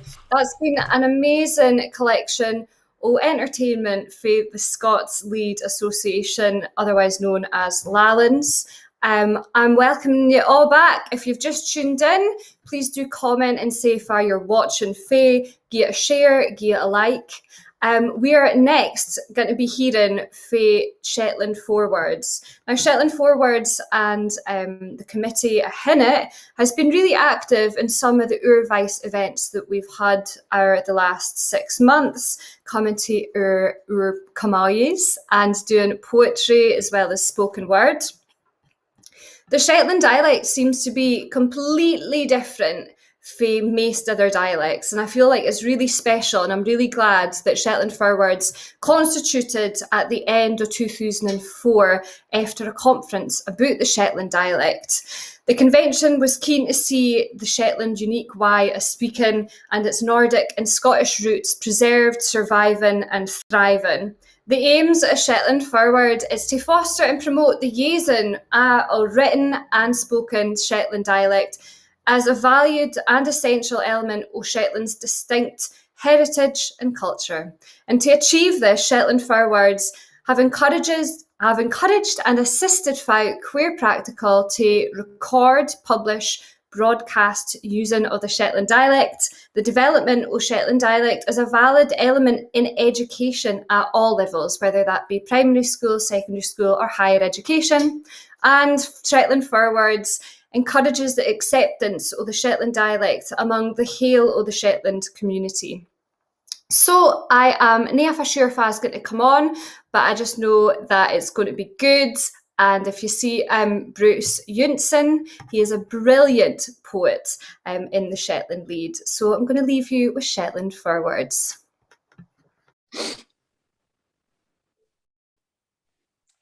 Right, well, welcome anybody who is watching this video. Is a session by Shetland Forwards for the Hands Up for Trad Scots Language Awards that Simon Tumar has invited us to participate in again, and we're right glad to be here. My name is Bruce Junsen, and I'm joined by my co-convener of Shetland Forwards, Anne-Marie Anderson, and we're sort of social media guru, Alex Wiley. Thank you both for coming along to record this with me. We will be looking a pretty bit at the year it's a what we're done in the last 12 months. We did one of these the last time when we had just launched our social media. We're been online for a year now on Facebook and Instagram, and we've been active doing other projects. So we'll speak about some of that today. It's certainly been a busy year for us. Is there any highlights for the year for you, Anne-Marie, that you'd like to start us off with? I think one of the highlights is I've been working alongside the education group. We have 3 groups within Shetland Forwirds, and working with that group, it's we've been making education packs to put out to primary 1 to 3 bairns. So I've been busy drawing illustrations for colouring pages over the summer months, so that's kept me really busy. Yeah, no, we'll definitely speak a bit more about that today. Alex, what about you? Is there a highlight for our social media engagement that's been a highlight for you over the last year? Yeah, I actually just think that some of the videos that we've produced and put out have been really good. I especially really enjoyed we did one for Halloween last year, and it was good getting sort of older recordings from the website and giving them like a new lease of life and getting some visuals to them and getting them on the Instagram and the Facebook, and they were received really well, and people liked hearing voices they recognized and then voices that maybe they hadn't heard in a while. So that was really good fun. That's right, yeah. Halloween coming up again. That was a popular one that we put out, and we should say, just for anybody who maybe isn't on, Facebook or Instagram, we're putting the videos on YouTube now as well, aren't we, Alex? Yeah. Yeah, that was something we did about a month ago, just to get it more into schools, because obviously they can't go on Facebook and Instagram. So to get it into schools, we're on YouTube now as well. Yeah, it just makes it that bit more accessible for different folk. So we've got a few different bits of content on our YouTube channel now. Do you just search Shetland Forwards and you'll find it? Is that? Yeah. And they can see things like the Halloween one and folk reading different poems and some of the new videos that we've been making as well. Yeah. And we'll speak about that a bit more in a minute. But Anne-Marie, we've been doing a lot of work with the education group, and we have a creepy Crowley's colouring book that we're going to give away to bairns in Shetland here. Would you like to show us a pretty bit of it? So this is the book, Creepy Crowleys. It was written by Catherine Gibb and Julie Hay. So on the website, it was clip art that was mainly used. So we thought it would be a nice way to maybe revamp it and do some colouring pictures to gang along. The book, so one sleek at speeder ogen up the wall. Yeah, the creepy Crowley's counting rhyme, isn't it? Yeah. So it's in a pretty booklet, so they can take them home and colour in. And we produced a pretty Shetland Forwirds tote bag as well. Why's you on the tote bag, Anne-Marie? Dratzy. That's our mascot. Dratzy is the Shetland word for an otter. And then we also have... Young Dratsy's the only one that wears the Shetland Forwards t-shirt, though. Yeah. So we have a pretty sticker as well with Dratzy. Yeah. Yeah, it's a nice pretty book, and it's a nice way to win. Well, hopefully we'll win into the skills and get them to the bairns, and just highlight to teachers what is available on the website for them to use in classes, and hopefully this will engage with a lot of folk by doing this pretty giveaway. Yeah, and we're had the pretty colouring books printed, and the bags and the stickers, and that was paid for. The bulk of it was paid for by the Shetland Educational Trust. So we should say thank you very much to them for giving us that money. We're here in Shetland Forwards is a registered charity and a community group, so we were able to apply for that funding to buy these books. And it was the Anne-Marie who I did add the pictures inside, wasn't it? I had a lot of fun doing it. I really enjoyed it. And I can't wait to maybe get my hands on some more of our resources and just give them a new lease of life as well. Yeah, it's a big thing in education, isn't it? That we have loads of Shetland dialect poems and stories and different texts that could be used, but you want it to be modern and vibrant and interesting for the parents, don't you? Oh yeah, just something that'll grab their attention as well. So, and by having this resource, the pictures will be putting online as well, so the teachers can click on the PDFs and print off colouring pages or sheets where they can go on a creepy Crowley hunt and finna the pretty bugs. Yeah, it's a pretty poem about mini beasts, isn't it? It's the Shetland names for there's a Daddy Langlegs, but it's a Willie Langlegs, and there's the different Shetland names for different mini beasts that hopefully, if the schools are doing that with the bairns in the lower primaries, then they can use this resources at the same time. Fingers crossed. And fingers crossed. And we also tout that because we're giving them we're printed over 1,000 of these, we're giving them to the bairns, they'll belong to the bairns, then hopefully they'll take them home and it'll be something that they're speaking about with mum or dad or granny and granddad or whatever might be in the house, and it's a talking point. It's something about they can speak about different words, different names for things, and hopefully it's an intergenerational thing as well. I hope so. Yeah. No, I'm really excited about where this could go. Yeah, definitely. And one other thing that's going in the gift bag is a book for Christine De Luca, the Shetland. She's a poet and also a Bairns book writer, and she's generously gifted some books to us, and we're Forwards is buying more, and we're going to get into the schools as well. Yeah, it's a lovely pretty book. Grotty, Bucky and Tiddly Widdly. Yeah. Mm-hmm. No, it's lovely. It's quite a different one for some of the things that Christine's done before, and it's going to be right good seeing it used in schools across Shetland. And Alex, you said about how we're making all this videos. That's kind of, it's like a modern version of sharing a poem. It's getting recordings of folk reading it, hopefully good quality, something that's on YouTube that you could show, and that folk can engage with the language that's used and the themes. And it's been exciting getting that out there, isn't it?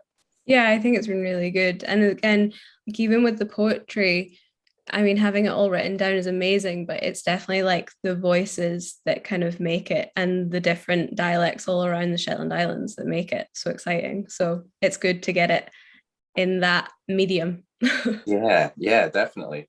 Because it's a language that we're speaking, and that's best when heard, being read out aloud. And the idea of making videos was something that your partner Jonathan really took and ran with. The idea of, well, it doesn't need to just be a talking head talking in a video. It can have animation. It can have captions that help illustrate what words are, what they mean, things like that. So tell us about what we've been doing there. Well, in a way, we just got really lucky with that, because Jonathan's twin sister Lauren did animation at university, and she is an incredible artist. So along with the talking heads, we have sort of animations coming together of what the words mean. And I think that's brilliant, because I mean, everybody describes them really well, but having that animation of someone falling down the stairs, like, you know exactly what they're talking about with that. And I think also it just splits up the talking heads a little bit. It's definitely different. You definitely stick around to watch it. Even when I put them up, I tend to use the animation as like the thumbnail. So you see it and you're like instantly like, oh, this is interesting. What is Shetland Forwirds up to? Mm-hmm. Yeah, definitely. No, Lauren's animations are really bringing them to life. Where we started by pitting out, the first video was about descriptive words, a lot of different words for describing characters, different types of folk. And we're just last week pitting out one that's all about folk speaking about the water. Mm-hmm. And then we have one more to come, don't we? Yes, we have the dirty one, which is brilliant to tell people about. A dirty film. Yes, it is just about getting very messy and muddy in Shetland, which is a common theme. Yeah, no, when we first was having the ideas for what these themes for these 3 videos could be, then the idea of the dirty film was, well, there were so many different words we could get folk to speak about, and that's a big part of the videos that I think has been one of the things I'm missed about watching them is you see like me sitting and saying, here's different words that I use and what they mean. And then we go to a wife doing the rod, and then an older man doing that other rod, and an older wife and a younger lass. And we had these different generations, and it's just folk speaking some as the way that we are new about the way they use these words, why they might have learned them first, what ones they like to use regularly. That's been a really good outcome of making that videos, isn't it, Alex? Yeah, I think so. And I think as well, I mean, almost everybody like knew the words and knew how they used it, but there is occasionally like a different spin, like just a different area of the Shetland Isles that they just use it slightly differently. And that's really been interesting. And even some of them, we went back to the dictionary and they had a completely different, what they'd written in the dictionary was sort of outdated. Like we didn't use it in that way anymore. And that was really interesting. And as well, just like the films overall, that for instance, that Shetland has so many different words for mud and snow, is that you see what's kind of important to the islands. It's clearly we're all out getting messy because we're working in fields and working with the sheep, or it's snowing, or it's raining, or it's like windy, like all these things that we describe on a daily that maybe we don't need those words in English, but we have different words for them in the dialect. Yeah, I really look at when Brian's on it speaking, and he's speaking about working away on his car and cars getting stuck, and that's obviously something that happens the whole time. Yeah. Fuck, taking vehicles half rod the whole time. Yeah, no, exactly. And what have you been making of the videos, Anne-Marie? I've loved watching them. I think especially watching them and seeing the different age groups is fascinating. I think just the different pronunciations. And just it's been lovely, and I've loved sharing them with my family as well. And yeah, everybody seems to have a connection with the pre-films. That's lovely. Yeah, and that's why I'd like the launching the films on Facebook and Instagram. Then folk comment. So Alex, you could tell there's been lots of different conversations between Shetland folk who are say, yes, I love that word, or somebody who bites here but says, oh, that's a new one on me, or somebody maybe that's left Shetland says, oh, that's the first time I've heard that in a long time. No, we've had a couple comments of, actually we had like quite a few that were people that had maybe worked here ages ago and have left, and they're just like, oh, it's so lovely to sort of being surrounded by the dialect again. And I think that's what's great about the video, is it's quite chatty. Like, it is really just people, I mean, they're not chatting with each other, but they're sort of talking, they were certainly talking at us, and we were having a conversation. So it doesn't feel like somebody sitting down and giving a lesson. It feels like somebody sitting down and just telling you about a thing that they're passionate about. Yeah, that was because we filmed it during lockdown, so you weren't able to have two folk sitting together for different households, or when lockdown first started, two folk were bed more as 5 mile away from each other, which it's pretty common in Shetland. But yeah, it's Jonathan's edited it really well so that it can jump for me standing outside my house saying something about rain or snow to somebody else in a different setting, maybe saying the same definition, but as Anne-Marie says, maybe they pronounce it a pretty bit differently. And then that's been taken on again in the comments that folk are saying, yes, that's the way that we spell it, but maybe they're saying comments like, but we didn't use that word anymore. Have you been noticing anything like that, Anne-Marie? I was noticing today actually with a word that we pass up. Was it yesterday? Flatchy. Yeah. And like we used to sleep on flatchies to heal time when we were pretty gone to my grandfolk's house. And folk here at Walls say shaky doon. So they've got a completely different word for the same thing. And it started a really interesting conversation on the media channels. Yeah, and that's, I'm not seeing that comments, but already in my head, the idea in my head is that it's a shacky. Is that what it's referring to, that they might shack it out? Yeah, well, I think so. That's what I hear in my head, like just a shacky and then put it down on the flare. Yeah. Yeah, I don't know if anybody said if they came why that is, that there's a different word there. Oh no, we have local words here that's different. Well, that's it. For anybody that's watching this down in Scotland, then what they might be thinking to themselves is, yes, that Shetland folk there are saying muckle the same is what the folk down in Scotland might be saying sometimes, and they maybe pronounce it differently or there's a twist. And that happens within Shetland, and maybe not everybody realises that. And one of the obvious examples is the Isle that do bites on Anne-Marie. Yeah, I bite on the Isle of Walsa, so there's I'm been here for 20 years now, so yeah, I maybe started to bits of the language starting to creep in, but it's got a very broad dialect here, and they've certainly held on to their Shetland tongue.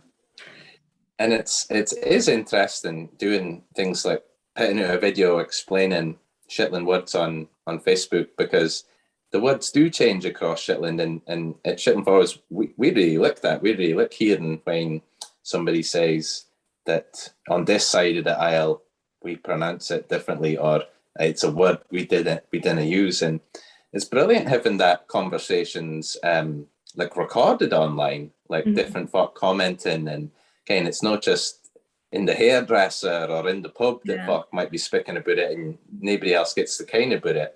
Yeah, it's interesting sharing the lifestyle like that. I think one of the more interesting things that's come up with social media is like the digitalk of it, which is people actually writing down how they chat for the first times. It's not poetry and it's not stories being told, it's just chatting, and nobody writes that down in Shetland because you don't write down your chat until very recently. And so we didn't have that written account of how just people talk to each other, and it's so interesting. Yeah, I think it's a real marker of your identity, choosing to post comments on like a public forum like Facebook, and choosing to do it in your local dialect or a different language than what it might seem Facebook is supposed to be about. Can you feel like it spell checks you and it tells you, you might be saying this wrong, but actually you're wanting to use your own voice. And it's brilliant seeing folk engage. Yeah, it's also when I'm doing a post and then Google automatically correct me, and I have to go back and correct Google. It's like, no, I know what I'm talking about. I must say that I have started using the umlauts when I speak to get the right sound now, and I've been telling everybody else about the umlauts and how they should maybe try and spell it. But again, that's an example that's a good example of something on Facebook and iPhones. The fact that you can just have doing letters and get other options. Because for many a year, nobody would account that other languages maybe had different letters, and you could use different symbols to represent different sounds that your own speech makes. So yeah, there's a lot of pros and cons to this, but it's brilliant seeing folks sort of saying, I want to write something down that mirrors the way that I speak, and then engaging with, well, what letters do I need to use there, and how do I represent the sounds? And it's a fantastic example of a society wanting to be more literate and more representative of what they are. I feel like hopefully we're creating a space for that. You think so, Alex? Yeah, I think so for sure. I think because it's already sort of, we put out something that's already in dialect, and people are more likely to respond in it, I think, rather than start speaking English again. I think even from last year, we now get way more comments that are actually in dialect rather than in English. And you can usually tell when it's somebody that's not from Shetland because that's the English comment. But yeah, this is an important thing. It's like, how do you view yourself and what do you see others doing? So like if you didn't see your local language, the language of your home and your own family being used outside of the house, then you will not either. And that's something that I think definitely across the whole of Scotland and probably huge parts of the world, there's a real drive to share that and to share differences rather as everybody just becoming the same. I think so. And I think we sort of talked about that last year, especially in times of COVID. It was really important, Shetland Forwirds, creating a community online. And I think we've definitely done that. I feel that we get way more engagement these days because it's people who like what we put out and also want to chat with one another about something that they're passionate about, which is the promotion of the dialect. Mm-hmm. And what's been, I think, probably been tricky in generations past is, yes, you can write poems and yes, you can write books and stories, but folk need to be able to read it. Folk need to be able to feel that they can read it and understand it. Things like some of the videos were made that are more just conversational. Suddenly it becomes more representative of somebody's voice and what they are and what they bide, rather as, because with a poem, it's obviously created. You're using certain words. You're deciding on certain spellings and how you want things to look. What's your experience of that been, Anne-Marie? I really like seeing the personal experience with them. And it does feel like, can you ever go stepping inside that person's environment and their house? And yeah, it just feels awful homely. Mm-hmm. And it makes you continue watching it, wondering what's going to happen next on a lot of the pre-videos. Yeah, and hopefully this idea that it's interesting and entertaining, and that the videos are well made and colourful and well done, well produced, that then makes it more eye-catching for the younger parents as well. That it's not just a video of boot dialect. It's not just black words on a white page. It's colourful. It's fox speaking and moving and animation, and that's been a big thing in the Shetland Forwirds education work, isn't it, Anne-Marie? Is making things exciting for parents to engage with. I think that's, it's trying to find ways that you can bring the dialect into the classroom. Exciting pretty things like marking up maybe bingo cards or a sheet where they could go and do the creepy crawly hunt, or just exciting ways to put the dialect in there. And there might be circumstances that the teacher doesn't expect the dialect, but online there's a lot of things that they can click into that will let them hear it. Yeah, recordings is a real advantage, because obviously not every teacher is going to hear the local language. Some teachers move around. They might bring with them a Doric tongue or an Arcadian language, or a knowledge of Glaswegian or whatever it could be. And what we want is, when the languages are coming together in the classroom, whether it's a pretty boy that speaks Polish or a pretty lass that's only speaks English, that all these different languages is valued, and that Shetland has its place in that as well.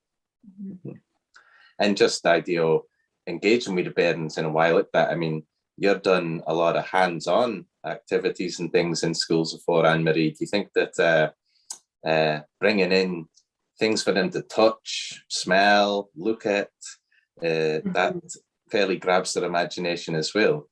Totally. I get in with my periodic books, and I took in a look at and Worset and pets and keshies and pretty toy scares, and get for them to see a visual and actually touch what the word actually was a huge thing. So and they really engaged with at pretty workshops like Paterson on for them, and it was just really nice being in the school environment and just speaking to teachers and seeing their views on the dialect as well. So hopefully we'll win back in once for all. Yeah, definitely. COVID allowing, then have safely give these creepy crawly gift bags and stickers and things. Yeah.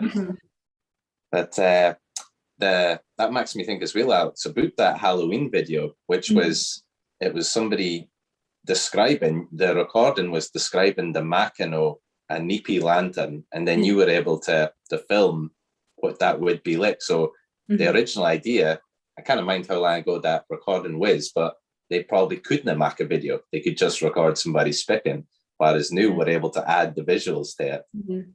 Yeah, I think that's something that we definitely want to continue doing, is there's so much on the website, and it's just how to make that much more exciting, because even to a certain extent, playing a recording in a classroom probably isn't going to be as engaging as watching a video, and the kids are getting the same information, but they're just going to take it in better. And I think the visuals help as well. I mean, certainly when we were making the video, I started to understand what he was saying, because it was so hard to make, and that's what he was saying in the recording, like their hard work. And then I was like, oh, it's fine, it'll be like a pumpkin. It's like nothing like a pumpkin. I'm done both with my bairns, and you almost need to parboil it. It can be so hard sometimes to cut into. And then they've done it where they buy pumpkins. They're like, Dad, we're going to make pumpkins this time. But the mess and the smell is awful. far prefer a neepy lantern to a pumpkin. Don't know about you, Anne-Marie. Oh, I mind making neepy lanterns for my pretty brother when we were Perry. And Okay. my mother came in and the amount of neep that was on the roof. When we were hawking in with spuns, and then you were going in like that viciously with it that it would spring up and just fly up in the air. Yeah, the roof was. Yeah, I love watching the video back, and you see my hands start, and then you see a man's hands come in because Jonathan's had to come in and like help me. Alex is just doing it like it's a boiled egg, just taking it teeny bits. Yeah, I'm like, just get me started and then I can do it. It's fine. I'm like, no, come back. This really hard. It is. It gets you good muscles. But we're mentioning the website. We should say for anybody watching that you can film us on Facebook and Instagram and YouTube now as well. Our website, if you Google Shetland Dialect, you'll find us www.shetlanddialect.org.uk. And we should say that we're awful blithe that we're being nominated for an award this year for the work that we've done on our website and social media and the various different things we're doing. We were delighted to hear that we were being nominated for Project of the Year, and we've been doing our best to get some votes this week. We've been in the local press, and we've been telling friends and family.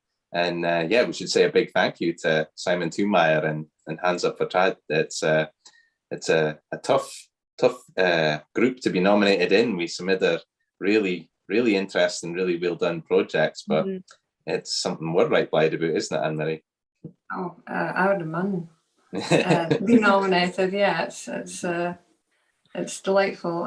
After the year that we're had and then hearing news, it was kind of put a spring in your step, and wanting to continue doing the good work that we have been doing for Shetland Forwirds. So yeah, thank you. and of course, Alex, you'll kind of as anybody, one of the reasons for making things like Facebook and that is we want to engage with more as just Shetland. We want to share the voices of this peery set of isles. Let's be honest, Shetland's a peery place, but there's a lot of interesting things to say, and there's a lot of interesting things that go on, and we're really proud of the fact that we can share that. And it's lovely that there's other folk across Scotland who is enjoyed watching what we've been doing and enjoys engaging with us, isn't it? Yeah, no, we've got a couple of people lately that have engaged that have just asked, could you possibly post captions in English as well, just so we get a better idea of what you're talking about? And that's really cool. And I think as well, like even inspiring other parts of Scotland to maybe take an interest in their local dialect is really amazing. So they have an interest in the Shetland dialect, and then they turn around and be like, actually, there's part like outside of Glasgow, there's words that they don't use in Edinburgh. Let's celebrate that. I think that's really cool. Absolutely, yeah. No, it's nothing unique to Shetland, this idea that taking pride in your local language, even if it's only a small amount of speakers, it's still something to treasure and to be proud of and to share. It's probably a relatively recent thing, this idea of sharing what's different about you. But I think that's something that there'll be a lot of different parts of Scotland, whether it's Aberdeenshire or down in the Central Belt or the borders, as you say, Alex, that they could be forming groups like this as well. And we would love to see what they're doing, because there'll be a lot of words that we share and a lot of common features. And it's also interesting seeing what's different about Shetland Féoni Warrior as well. Yeah, I think so. Yeah, I think we've talked about it before, like maybe getting in touch with people and doing like a word swap, and they post one of our words and we post something that maybe we have a completely different word for. I think that'd be really interesting. Yeah, we're keen to get, there's so many rivalries in Shetland with Orkney, whether it's sport or, I think it'd be good to get a language rivalry going with Orkney and saying, here's word videos and whys that we speak and what we say, and then seeing what we're we're closest neighbours say as well. Yeah. Do you think it might end well, Anne-Marie? I don't know. I wouldn't like to say. Yeah, we've seen the trouble that the two libraries have been having. They're hot rivals. Very much so. But yeah, so that's a kind of a summary of things that were done this last year. But we're still got a lot that we need to do and a lot that we want to do. There's things on the website that we would like to update, things that we would like to share more, things that we have a lot of creative folk and we have a lot of products that we might have a shop on our website or an Etsy page and share stuff that way. What sort of things, Anne-Marie, that you think you would like us to be doing in the future? What are we going to be up to soon? I would like to see more gatherings. We've had gatherings online. We had one at Hurst, and we're hoping to have one at Yull again. And that was a really splendid way to connect with our body for an hour. And we had singing and music the last time, and we're gathering that got doing really well. And so we're always trying to find new dialect speakers to come along. So it's always something new and exciting to watch. Yeah, we should say that he knew that before lockdown, then Shetland Forwirds would always put on. We were always doing events in a local hall, the local theatre here, just local events. But we locked in, then we started doing it in Zoom because not only can the folk here in Shetland no get together, but we kind of see anybody outside of Shetland either. So the gatherings has been a great way of getting folk together. And this one at Christmas, the Yule gathering that we're going to do, that'll be online again. And we'd love for folk to come and watch. And if there's anybody who would like to read or sing or say something, then yeah, email us or get in touch on Facebook and let us ken, because we're always eager to hear fae folk, and it's lovely to hear different voices, isn't it? Mm-hmm. What about you, Alex? Plans ahead for social media? I think we'd like to do more videos. So we're kind of at the end of our videos that we'd planned and created. So definitely new plans for videos. We're going to try and share more about the members in the committee and what Shetland Forwirds are doing, because I think at the moment it can sometimes look like we just share words on Facebook. In reality, we have like this whole education behind us, and we're trying to develop products, and it's all brilliant, and we actually don't shout about it enough. And excited to maybe update the website a little bit. I think a lot of our members are. I think that's probably what we've got planned at the moment. Yeah, no, that sounds really good. And on that note, sharing enough and shouting about things enough, Anne-Marie, let's give a pretty clap to Alex. Well, I found out today that she got an A for her dissertation for her course that she's been doing. Well done, baby. Yeah. Well done, Alex. We're very proud of you. Very well deserved. Thank you. And now that I'm embarrassed, Alex, I'll say, Anne-Marie, tell us about the new book that you're bringing out. I'm bringing out a new book called Myrtle and Minnie, which is about twa hexies. A hexie is an old Shetland dialect word for witch.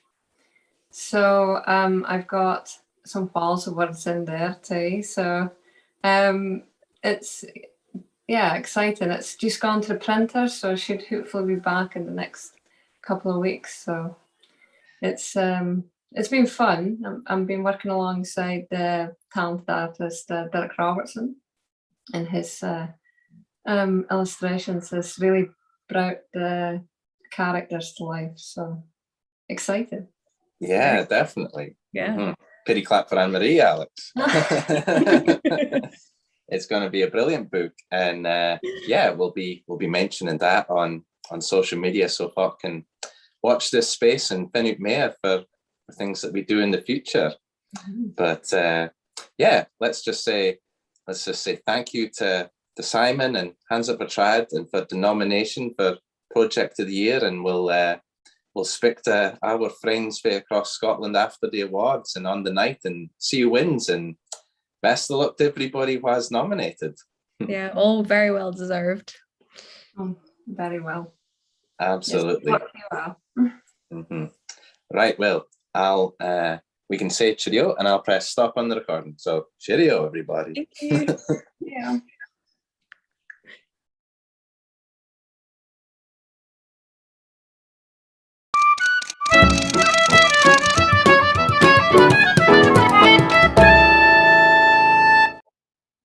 Good evening, and welcome to the first of 3 Blethers with Heather. Here we're live in my house with a real Scots language celebrity. It is for Scots Word of the Day fame, Len Penny. Hi, Len. Hello. How's it going? Oh, it's going really well. How are you?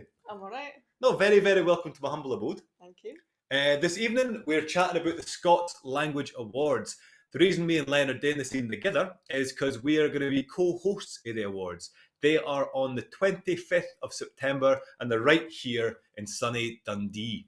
You can go and get your tickets now on the website, which is on your screens. That's scotslanguageawards.com. Your tickets are just about a tenner, from $9.50 to $11.50. We're going to be there. We will be there. All the nominees for all the awards have all been invited, so most of them will be there. So it'll be a real wha's for the Scots language scene. There'll be writers, there'll be performers, there'll be creatives. It'll be a belter of a night along at the Gardyne Theatre. And they do a few of us will be out for a bevy after, so you can come and join us for some fun. We'll certainly be about it. It'll be great to see you there.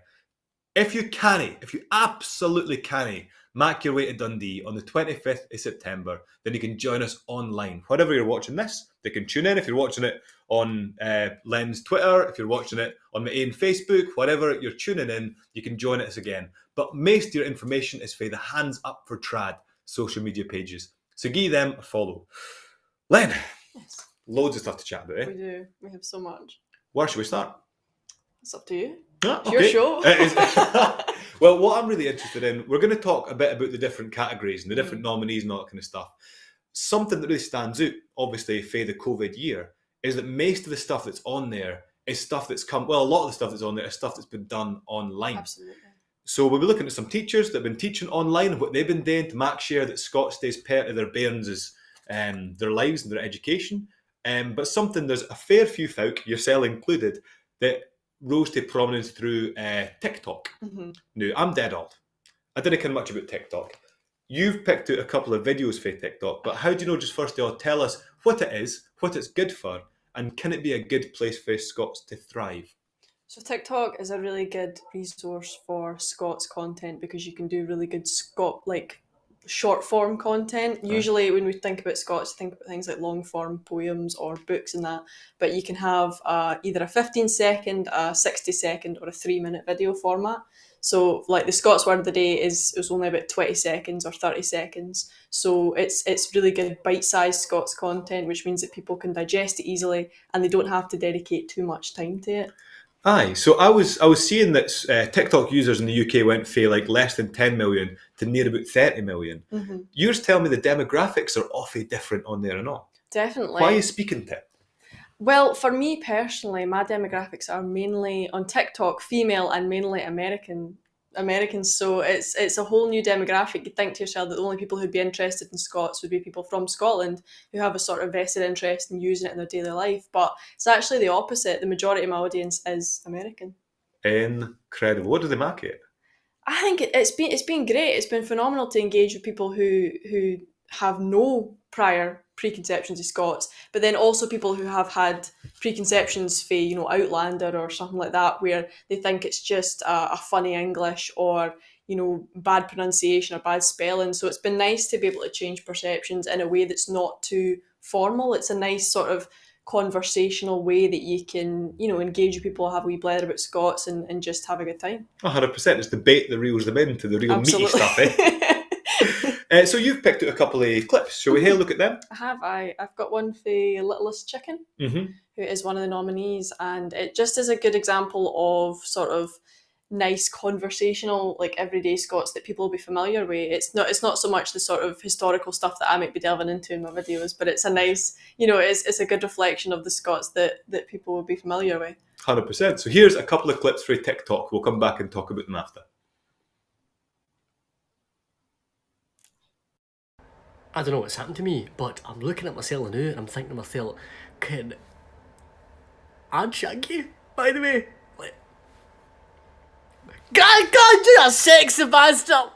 Just to inform you all, this is now Littlest Chicken post-COVID glow-up era, by the way, because I'd swear to God, man, you're a piece of toast, you are.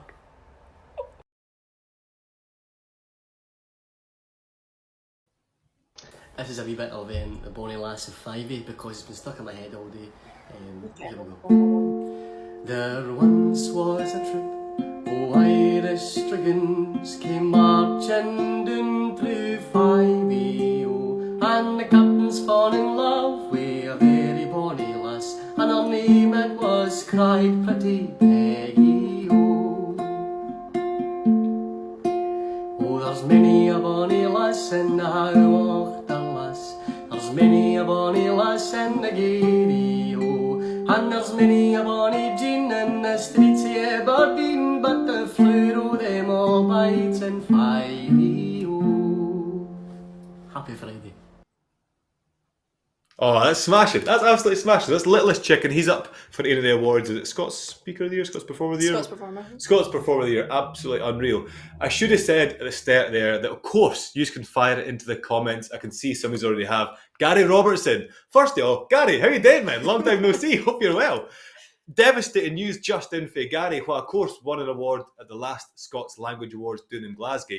The last team, even before the last team, when we all met in person for the last time. I wasn't there. Oh, you were barely born. I wasn't invited. So. But Gary's just telling us he's got a gig with the Cundies that night. Absolute hyper scunner, Gary. No bother, we'll catch up soon anyway. But stick your comment in the comments below the video. We can see them on the screen in front of us.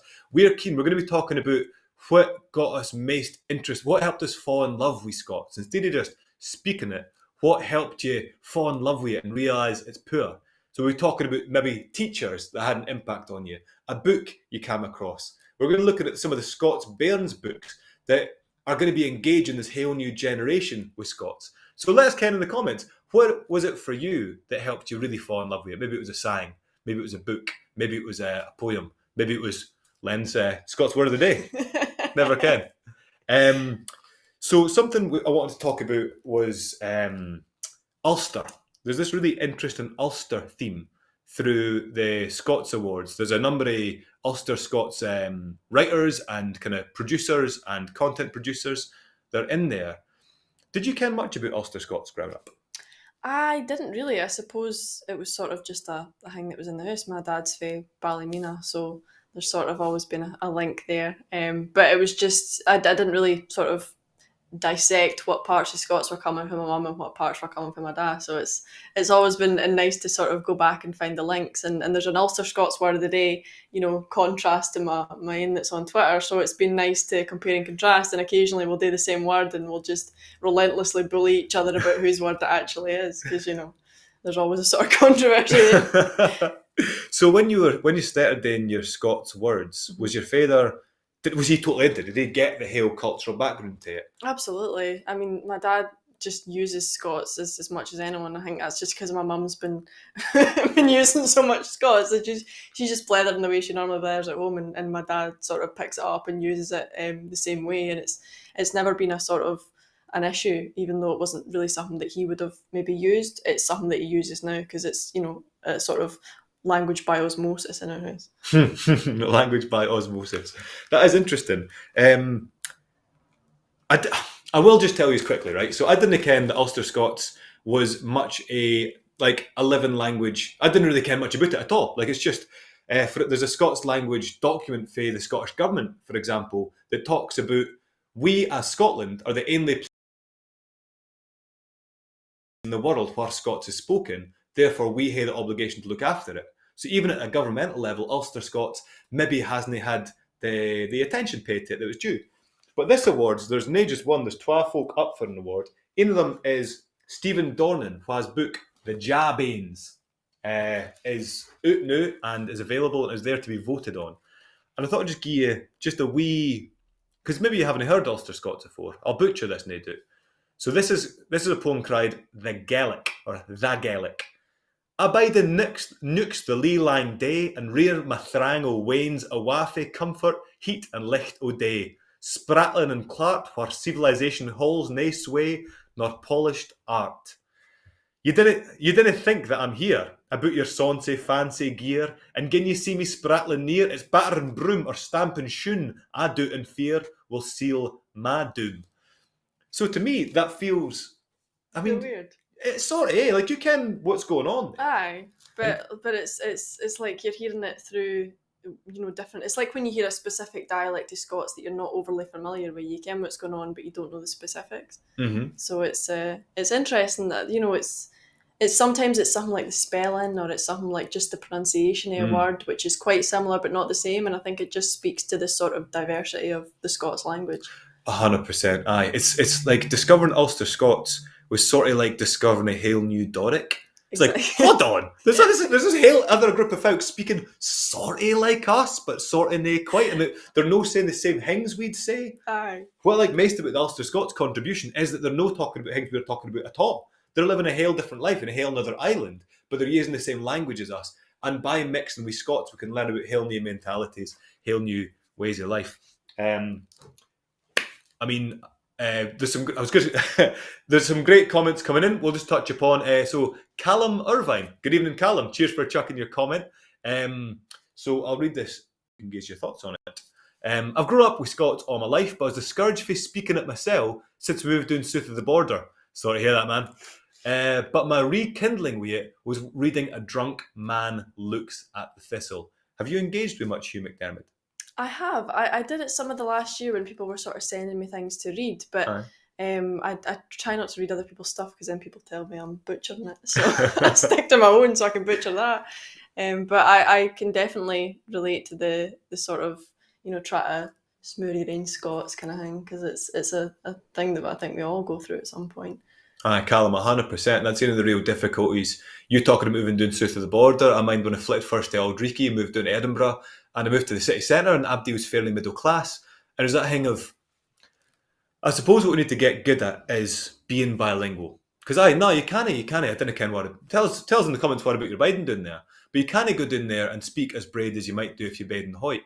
But keeping your Scots and keeping your English is the most important thing we hate to develop. Otherwise, Scots is in serious bother. So, what else we got here? So Urwillie and the Broodens will definitely be the first real influence as a bairn. I see and written in Scots, but definitely connected by a young age. I'd absolutely agree with that, I think. And it's funny to me whenever people try and use the Broons and Urwillie as a way to sort of stick to beat Scots speakers with, because they say, oh, you're speaking like the Broons or you're speaking like Urwillie. Nah, they're speaking like us. That's the point. The point is it was an accurate reflection of the way that people spoke, and I think it was interesting seeing that in the papers when you'd read the Broons and Urwillie. My papa used to cut it out for me because it was the only place where you'd see Scots in a sort of print media in a sort of legitimised form. And it was comedic, and it was a cartoon, but it wasn't just for Waynes, it was for, people, because you could see your family reflected, and you could see, Pa and Ma, and that would be your family. Like, it was nice to see. Oh, 100%. Aye, Gary, good on you getting the Dundee straight in there. But why would Scots be without Dundee, DC Thompson, Preston, Urwillie, didn't ken. What else have we got here? Found Len through TikTok, fell in love with Scott as part of embracing my Scottishness as I enter middle age. That is for Purple Grant. Good on you. Purpy, I think, is the Scots for purple. Purpy Grant, I'll cry you. But good on you, man. 100% embracing your Scottish in your middle age. We come for this slightly looser time where you can see, there's actually a good graphic available through Google data where you can see the amount of stuff published in Scots over the years. And there's this huge drop through the 50s, 60s and 70s. So if you're born or brought up in that era, you're going to have seen a lot less Scots than ourselves will have. What else have we got here? Andy McDowell.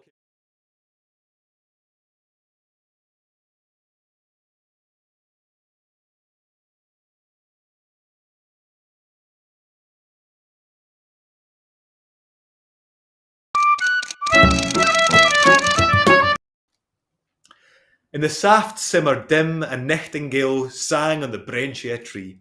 Sweet notes tumbled out the totty wee birdie, yin after another, in a sang fu' surprises. The tree was in a wild wood by the edge of the deep blue sea. Fishermen loused frae their work to listen to the birds sing. As they listened, their een smiled, and then they carried on with their work, mair blithe nor there had been afore. Now you tell me that a bairn that's listening to that, sat in their bed at night, just as you're putting them down for a kip, they're not going to be beguiled by that. It's such stunning work. So again, I insist, get yourself over to scotslanguageawards.com and vote for all these really deserving nominees. Let's take a look at some of the comments. Ross and Karina Wiseman. Grew up in Inverness with Scots-speaking grandparents, so don't really speak it, but understand well enough. Living in Germany now, and the Scots word of the day is a great connection to home. Oh, Ross and Karina Wiseman. Is that no lovely? That is lovely. It's nice to see people who aren't currently biding in Scotland engaging with Scots. But also, I grew up with my grandparents speaking Scots and all. Like, as you're saying with those Wayne's books, all my bedtime stories were in Scots, but they weren't read for a book. It was just coming out of my nanny and papa.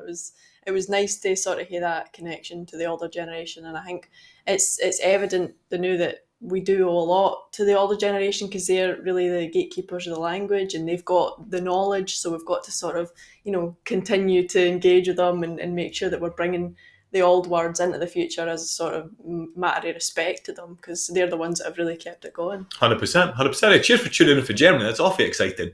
John McKenzie, thank you both. I love learning. Thank you, John. We're very happy to have you along. Callum was doing it in the Midlands. Good stuff, man. That's not the worst doing there. I've got a pal doing in Leamington Spa. But he's been up in St Andy's for his uni. So you got to relearn the language for his gran in Dundee. And now Scots Irish Lit is my specialism. That is dead cool. Class. That is dead cool. And like you're saying, the older generation, eh? Mm-hmm. I wouldn't be speaking Scots now. I don't think it wasn't for my granny and granddad because they were just kind of monoglot Scots speakers that you couldn't actually shut my granddad up. It's just a complete refusal to use anything other than Scots. You have to learn Scots to speak. Sounds like God, I'm not pronouncing that. Big kelp, all right, kelpo. Sounds like there's a bit of Gaelic mixed in that Scots. But I think that there's hundreds of overlaps between Gaelic and Scots. Not as many as I'd maybe like. I mind reading in. It would have been a lot easier. A lot easier to learn Gaelic if there was more overlap. 100%. Unfortunately, Robert McCall Miller's book, Scots in the Northeast, or whatever it's called, Northeast and Insular Scots, he talks about Scots unfortunately arrived as a colonial language in the Northeast and interacted with Gaelic from a colonial point of view. There are things like Bray, are connections there, which I do quite like, and there's a few to it. Fleur. Screeve is my favourite. Screeve? Aye. And Fleur. In Gaelic it's just Fleur. Lovely. What else do we hear here? Jilly Doodles? I'm in Aberdeen. Oh, you've scrolled past it. I have. I'm in Aberdeen, and as a writer, I throw in both Scots and Doric words into my stories because I just love the way they sound and it gives so much authenticity and colour to my character's speech. I completely agree. When you're reading a story about a Scottish person or a story set in Scotland and there's no Scots in it, it always freaks me out because I'm like, where's the Scots? That's why I really love Ian Rankin's books because he throws in some really, really good Scots and it just legitimises the characters and makes it feel like you actually ken them and that they're real people.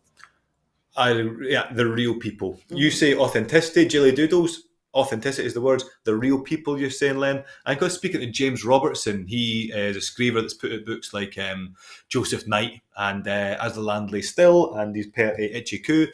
I think he said that you can't write Scottish characters using Scots.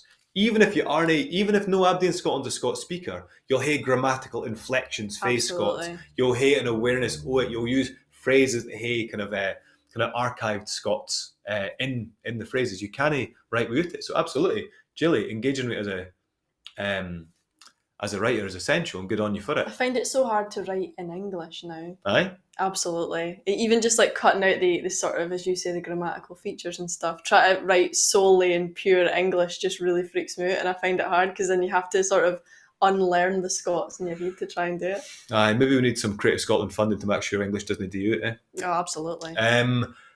White Forest, I'm going to cry you. First exposure to Scots language was via train spotting. Aye, no, it's a legitimate way in, like. Susie Briggs, hello. Susie's, of course, up for awards. She's up for awards every year, I think. She's got plenty of class bairns books out in Scots, so check out Susie Briggs if you haven't already. Hands...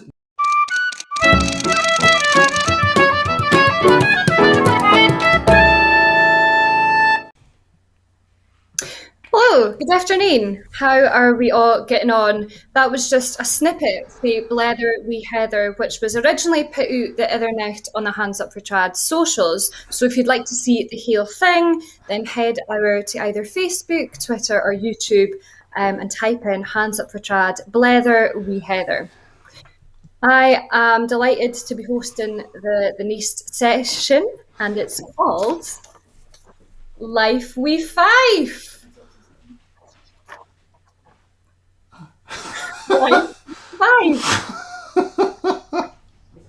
And my guest is, you know what? Ashley Douglas is a multilingual researcher, screiver and hour-setter, a woman o' many talents, an alumni of the University of St Andrews, when she's nae busy working and reporting at the proceedings of the Scots Parliament. She's busy working with a wheen o' leads and can speak Danish, German, as well as her mother tongue of Scots and English.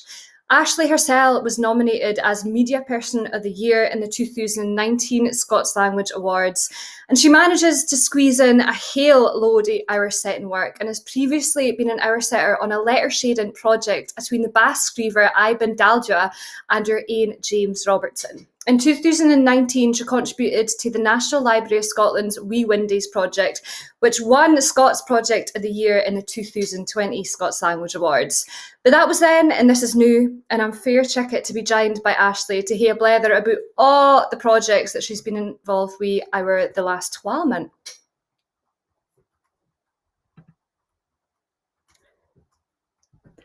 Technical. Hello, Ashley. How are you getting on? Oh, yeah, no bad yourself.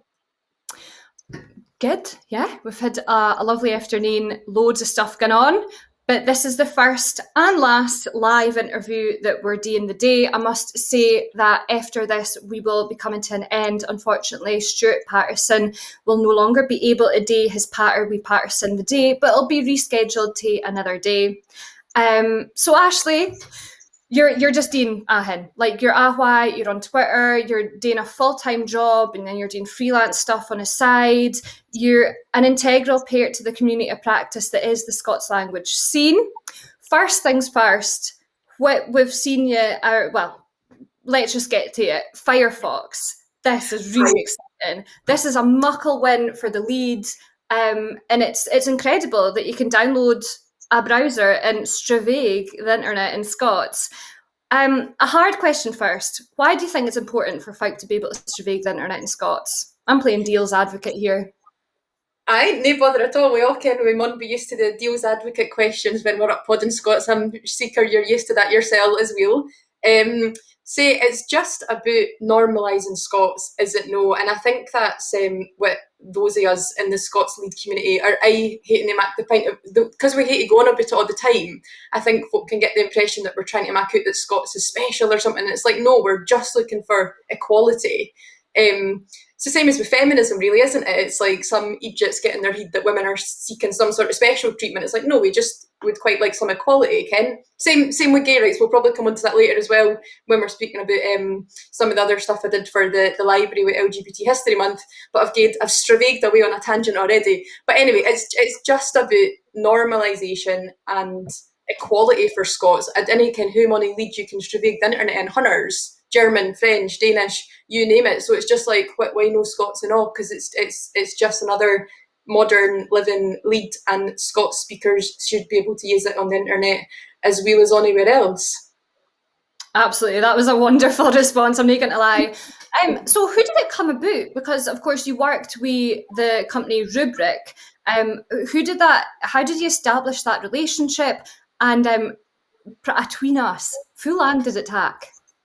Well, aye, so it was myself and my good pal Thomas Clark, who you ken and all. And the last thing we worked on together actually, well, I mean, we've done some of the fairy tales and that as well, but the last thing we did, just me and Thomas together, was the Declaration of Arbroath.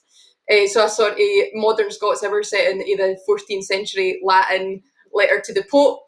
So this was like a other thing for us to work on for sort of medieval Scots stuff to Scots for the modern world, for the internet.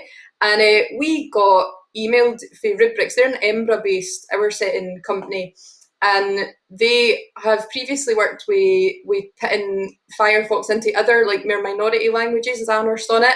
And because they're just based in Scotland and obviously have a stake in like Scotland's culture and all, they wanted to put it into Scots, and we were only too happy to help them out as the hour setters on that. And it was just smashing to do as a team, though I didn't think that's a job you would have wanted to do on your own as an hour setter, just because so much of it was, I mean, no just hour setting. We had to create, in many cases, words in Scots that didn't currently exist. So it was to create an hour setting project is no really to capture a lot of what was going on. So I'm awfully glad we had each other to bounce ideas off, and sometimes we'd spend a whole day just discussing like the hour setting one word.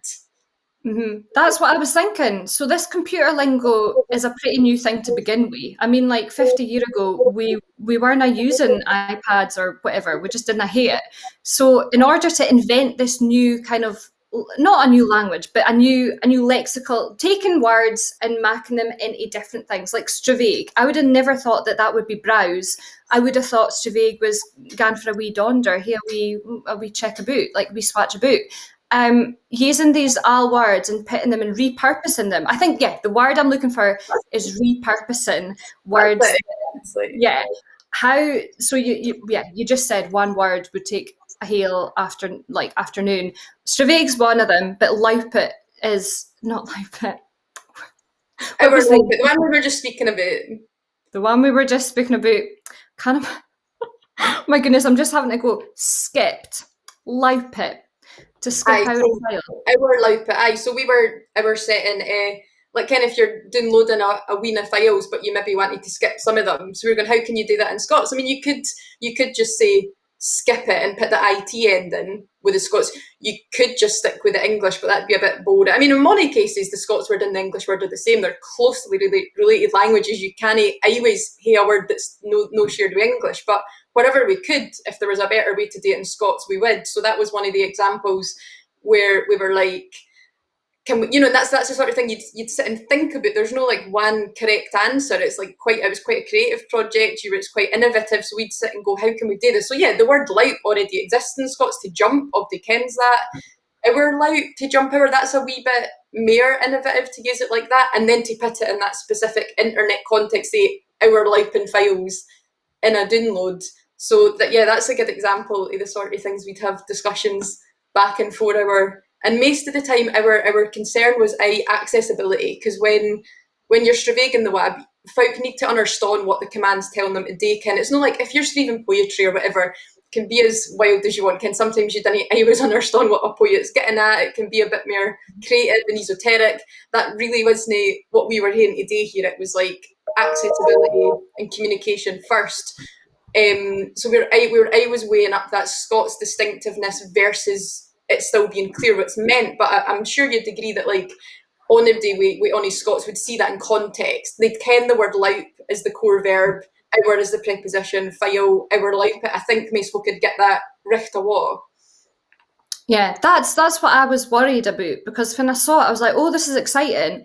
And I downloaded it, the day after or whatever, but I still haven't changed it to my default browser, because I sometimes find that I'm struggling as it is to work the internet and get a in, let alone try to think, oh, well, this is what this means, this is what this means. When you were thinking about accessibility, I'm not sure there's probably a good answer to this, but did you decide to create like a language guide to go along with it? Is that a thing that you thing is, I'm no seeker whether that's publicly accessible or not. I ken it's definitely available to the hour setters, because we obviously had to set it. It's that question first of all, like all Scots speakers can understand English, certainly in written form, because it's what we hate it. We hate to do that, and we're used to Stravaiging the web and filling in forms and all in English. So the first question then is like, it's not about communication. Like there's no like a communication need for the internet in Scots. So right away, there's other reasons for it. So we had this muckle sort of statement of principles, I guess, to start with, for by a standardisation of who we were spelling past tense, who we were spelling common preposition. So there's this whole document, a hint at, before we even go into actually translating the sentences, the sort of phrases you'd actually come across in the Stravager. That one was like the very end of the road in the Firefox project. That's really interesting. And I guess, see, we've got more and more folk who are learning Scots solely online. And that is, it's amazing to see, like, you know, we had a lad at the Urvais Camoyi, which is just an event to get folk involved. And he was from Israel and he was a poet. And he learnt the entirety of, you know, he learnt Scots to the point where he could do a poem and feel comfortable, like, reciting it all online. And I think, you know, I'm not for sure, but I think he used the Discord server quite a lot to, like, get literacy up to standard. That's really cool. But it still makes me feel uncomfortable because I'm constantly worried that folk are going to criticise me. There seems to still be this, like, all guard of folk that are first to, like, jump on you if you make a mistake. Because I'm still bad with my, like, past participles at my present in English, let alone Scots. Sometimes I worry that Scots as a language is broad, but it also feels like, what if somebody has got ASN or, like, they're maybe dyslexic in English? How do we make Scots more accessible to them? That's a good point, and I'll go back to, I said earlier I was glad to do this project with Thomas and almost to like near a human shield, but it was like doing it as a team, because as you say, there's still a lot of, not wanting to be negative, but you can still come into criticism for things you're doing in Scots that some folk will no like. Obviously will have an opinion. I mean, that's one reason why I am 100% in favour of a Stonner Scots. We had to essentially, we started by creating our own de facto Stonner for Firefox. So, like, for example, you'll maybe not like this being a Doric speaker yourself, but for the sort of negative verb endings like dinny or canny, willny, we just decided for the cert we're going to do AE endings as, like, the mere, sorry again to those of you for the Northeast, but, like, just as a mere central belt Stonner sort of Uber Scots, we're like, let's just go with AE, but we could equally have chosen to go with just A, and it would be canna, dinna, whatever, but you hate to make your own decisions, and then you just stick with them, and then consistency is important. So I think, yeah, for us, and just for me as myself as a screever, you just kind of, in the absence of a mere universal Stonner at the moment, you want just kind of make your own decisions and stick with it. Although, aim that I've been shuckling on recently, and you'll ken this because we screeve in Scots personally too, is how to screeve O, the preposition, like of, the English preposition of.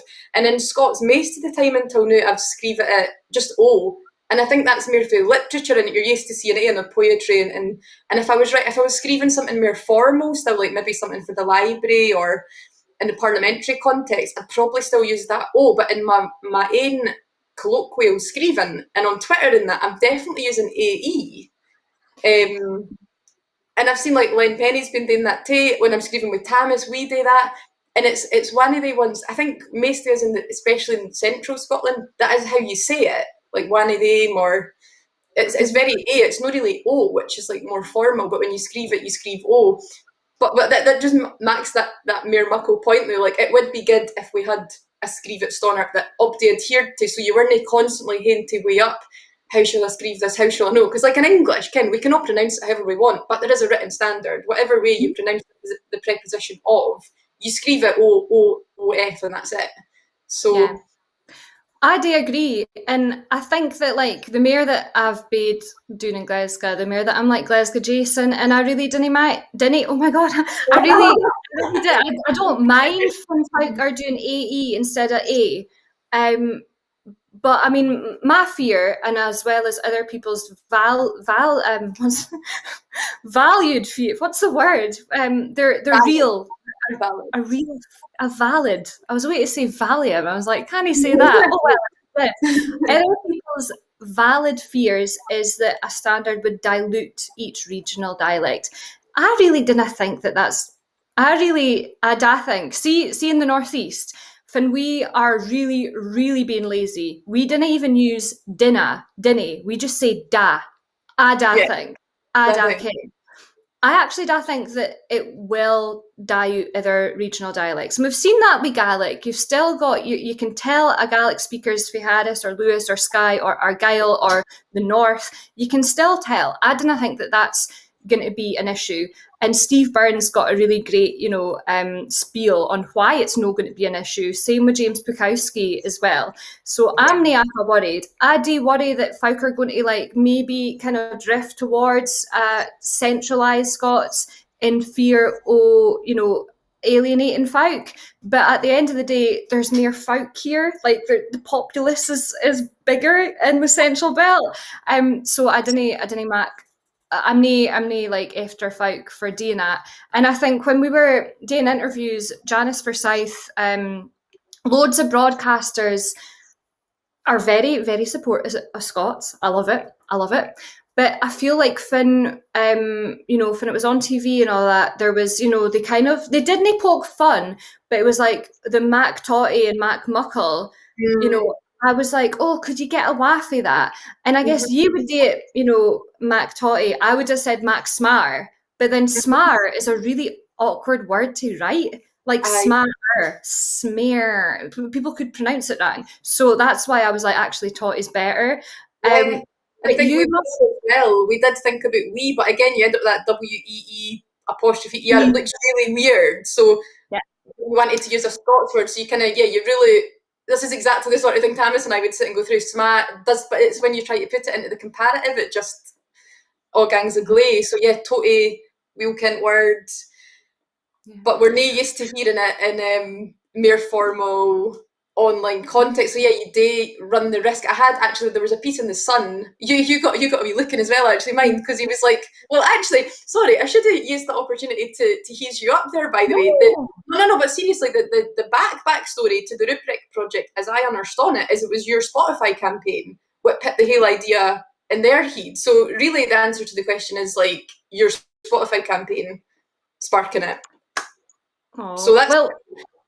But I was speaking to the Sun journalist, and he did kind of say, like, he sort of suggested that it might have been sort of humorous, and of course I was like, no, that's not what it's about at all. And if any of these words seem funny to folk or make them want to hear we giggle, I mean, I know Fanco Fixin was also the one that kind of captured folks' imaginations.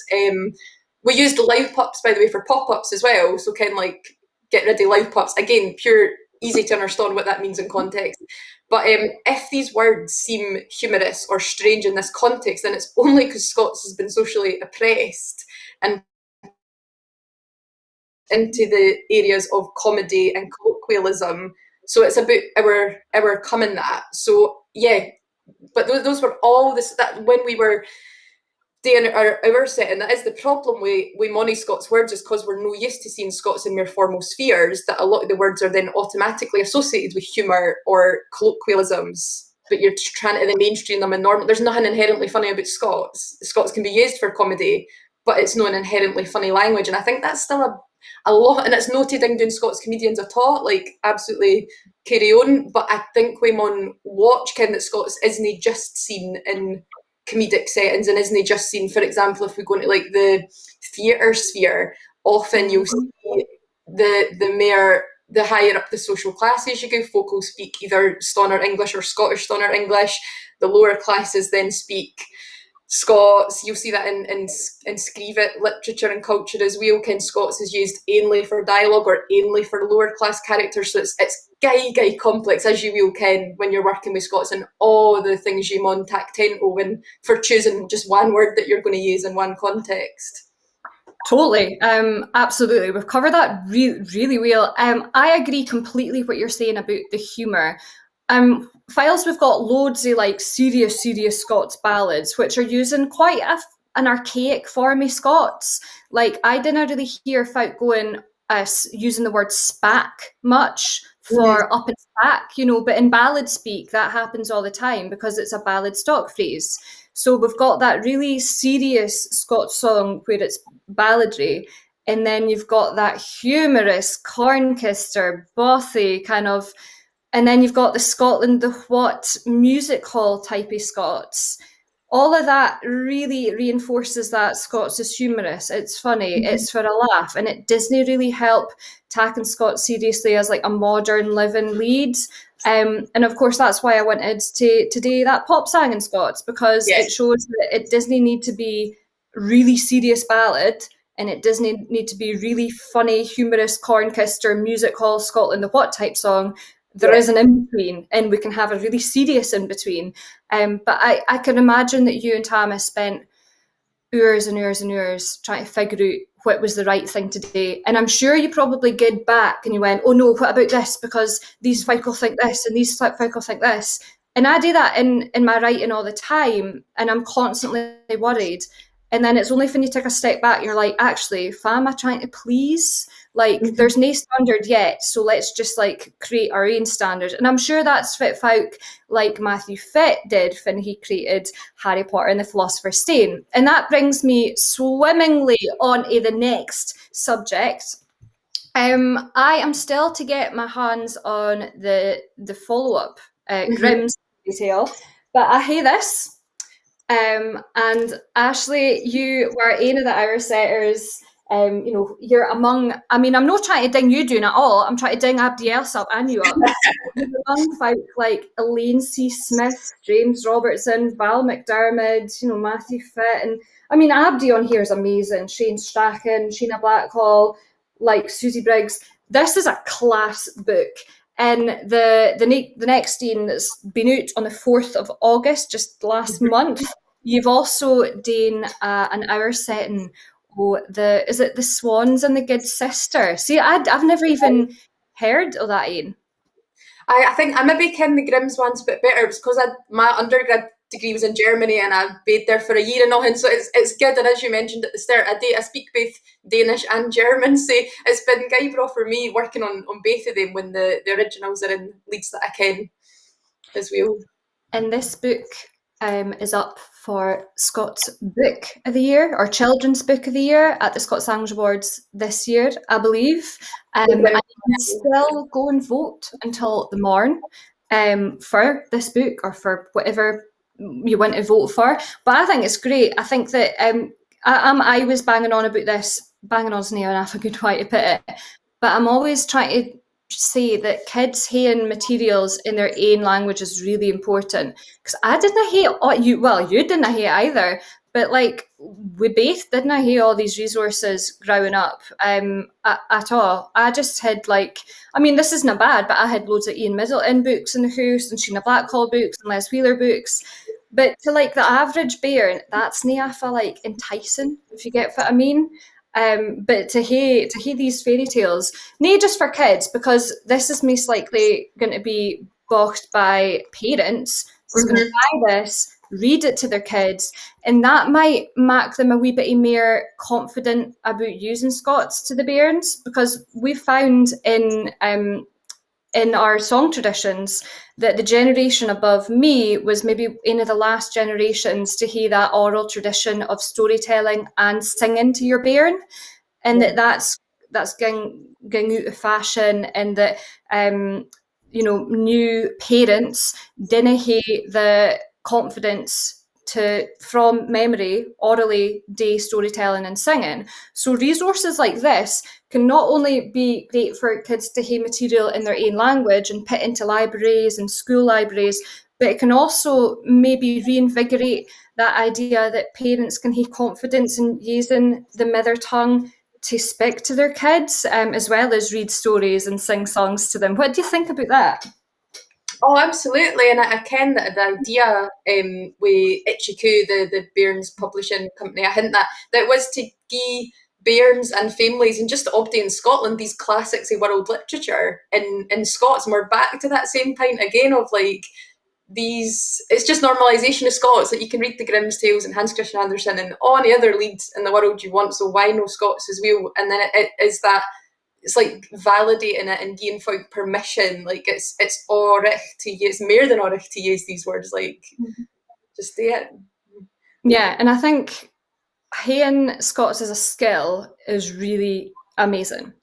Over the last year, we've seen that the Scots Language Centre has really put into action an action plan on how to address Scots literacy, and that culminated last week in, I think, Scots Works, where they commissioned 4 or 5 writers to create new works using Scots. And I think I was involved in the initial bit, but they got together and they kind of created a Scots language kind of writing guide, like a style guide.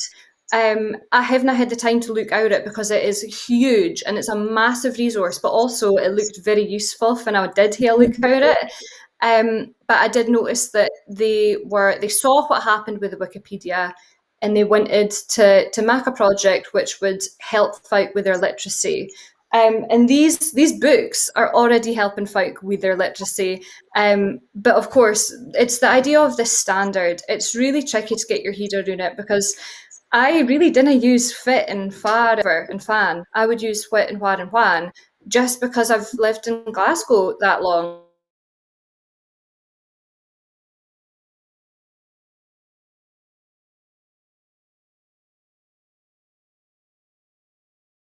People change, and the internet went. Oh no. Can you still hear me? Okay. Yeah, we lost it for a minute, but I think it's back. Yeah, people change the way that they speak all the time based on who they're like around. So I think that it's cool that all these projects are going on. Like when Simon and I were looking at all the folk that has been speaking the day, we were confused because we're like, there's so many organisations that are actually have the remit of promoting Scots. But I think it's fun, serious, big organisations start to incorporate Scots in their remit. And of course, you've been working with Historic Scotland recently on a project which I have no clue about. So if you could tell me a wee bit of that would be cool. Aye, sure. So that's a great exciting one. So we're just at the start of the new, and it's essentially they're redoing the audio guide at Lyfe Palace. So quite a men's food place in Scotland where Mary Queen of Scots was born and all. Then it's just a bonny palace and all. And but obviously for most of the palace's history, Scots was the spoken lead, and it was the lead of the kings and queens all the way down to the common folk. So they're really keen to get that across in the audio guides for folk who visit the palace, and that's for Scots speakers as well as for non-Scots speakers, just so that anybody who visits this Scottish palace will ken that the Scots language is an absolutely central part of its history. You can't really tell its history without going into Scots language history. Like, for example, the Ain Satire of the Three Estates, like one of your most mensful works of Scots literature, was performed there. A very early version of that was performed there. So yeah, what I'm doing with them is working to incorporate Scots through this audio tour, both in the narration but and in the voices of the characters. So the way the audio guide's going to work is that you're going to hear folk who would obeyed at the palace through their voices. So we're still at the guide early stages of it, but Historic Scotland couldn't be more committed to including Scots, and it's just been a total pleasure to work with them so far. So I'm looking forward to the rest of that one.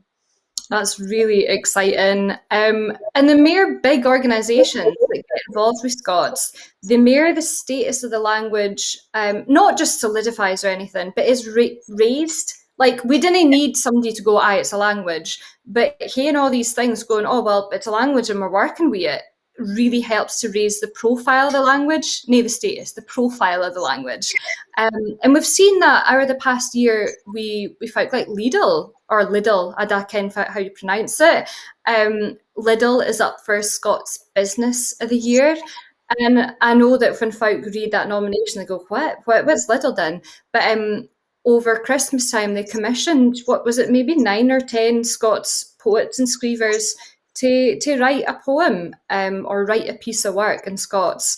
And one of the poems that were created was, of course, by Len, and it was beautifully shot, and it went viral naturally. I mean, she could post that she's eating her breakfast and it'll go viral. That's really, really good.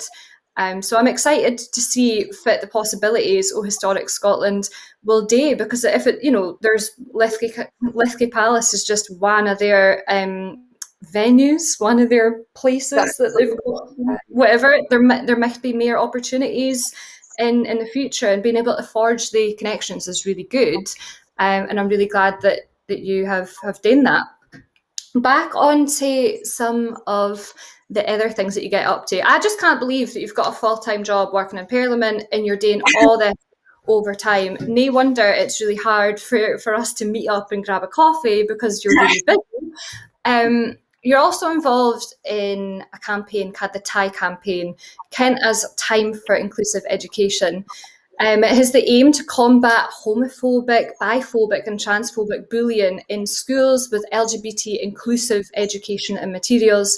This is guy important work. And alongside this, you'd be doing a bit of research or your aim into 16th century lesbian love poems in Scotland.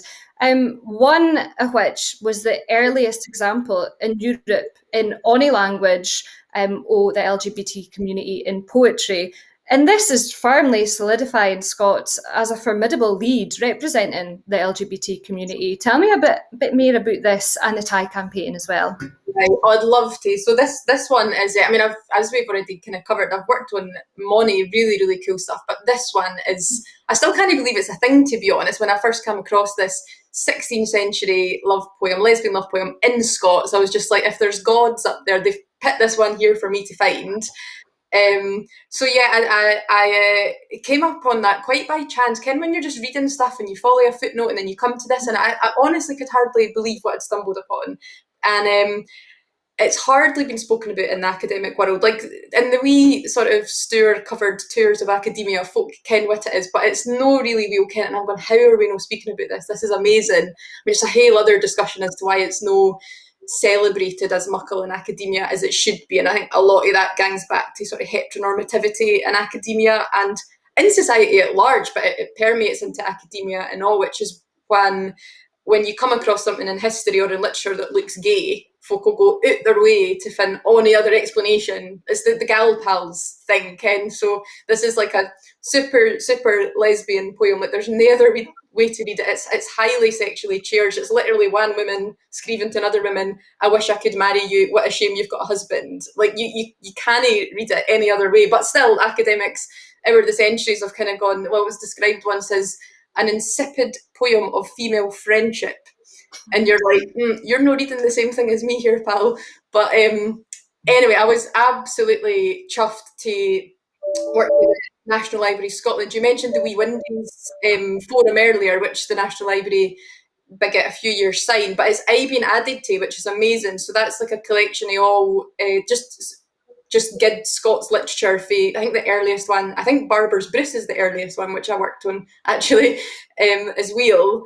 And it's added to all the time. So I fund this and I said, listen, can we do a wee windy about this? And Alice at the National Library, who's won her foot, she was like, absolutely, put it out in LGBT History Month appropriately, which was amazing. So that was back in February.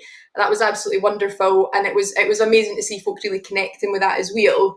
And then the TIE, so Time for Inclusive Education, like you say, they seen that too. And I'm fortunate enough to ken, so Liam and Jordan, where the twa main men at the heart of that, I'm fortunate enough to ken them as friends as well. So they were like, actually, we're needing to make this into schools resources as well, which is what they do. So we have spent the past months working on schools resources that are then going to introduce bairns positively to both Scots and LGBT history, which for me is just like the best thing ever, because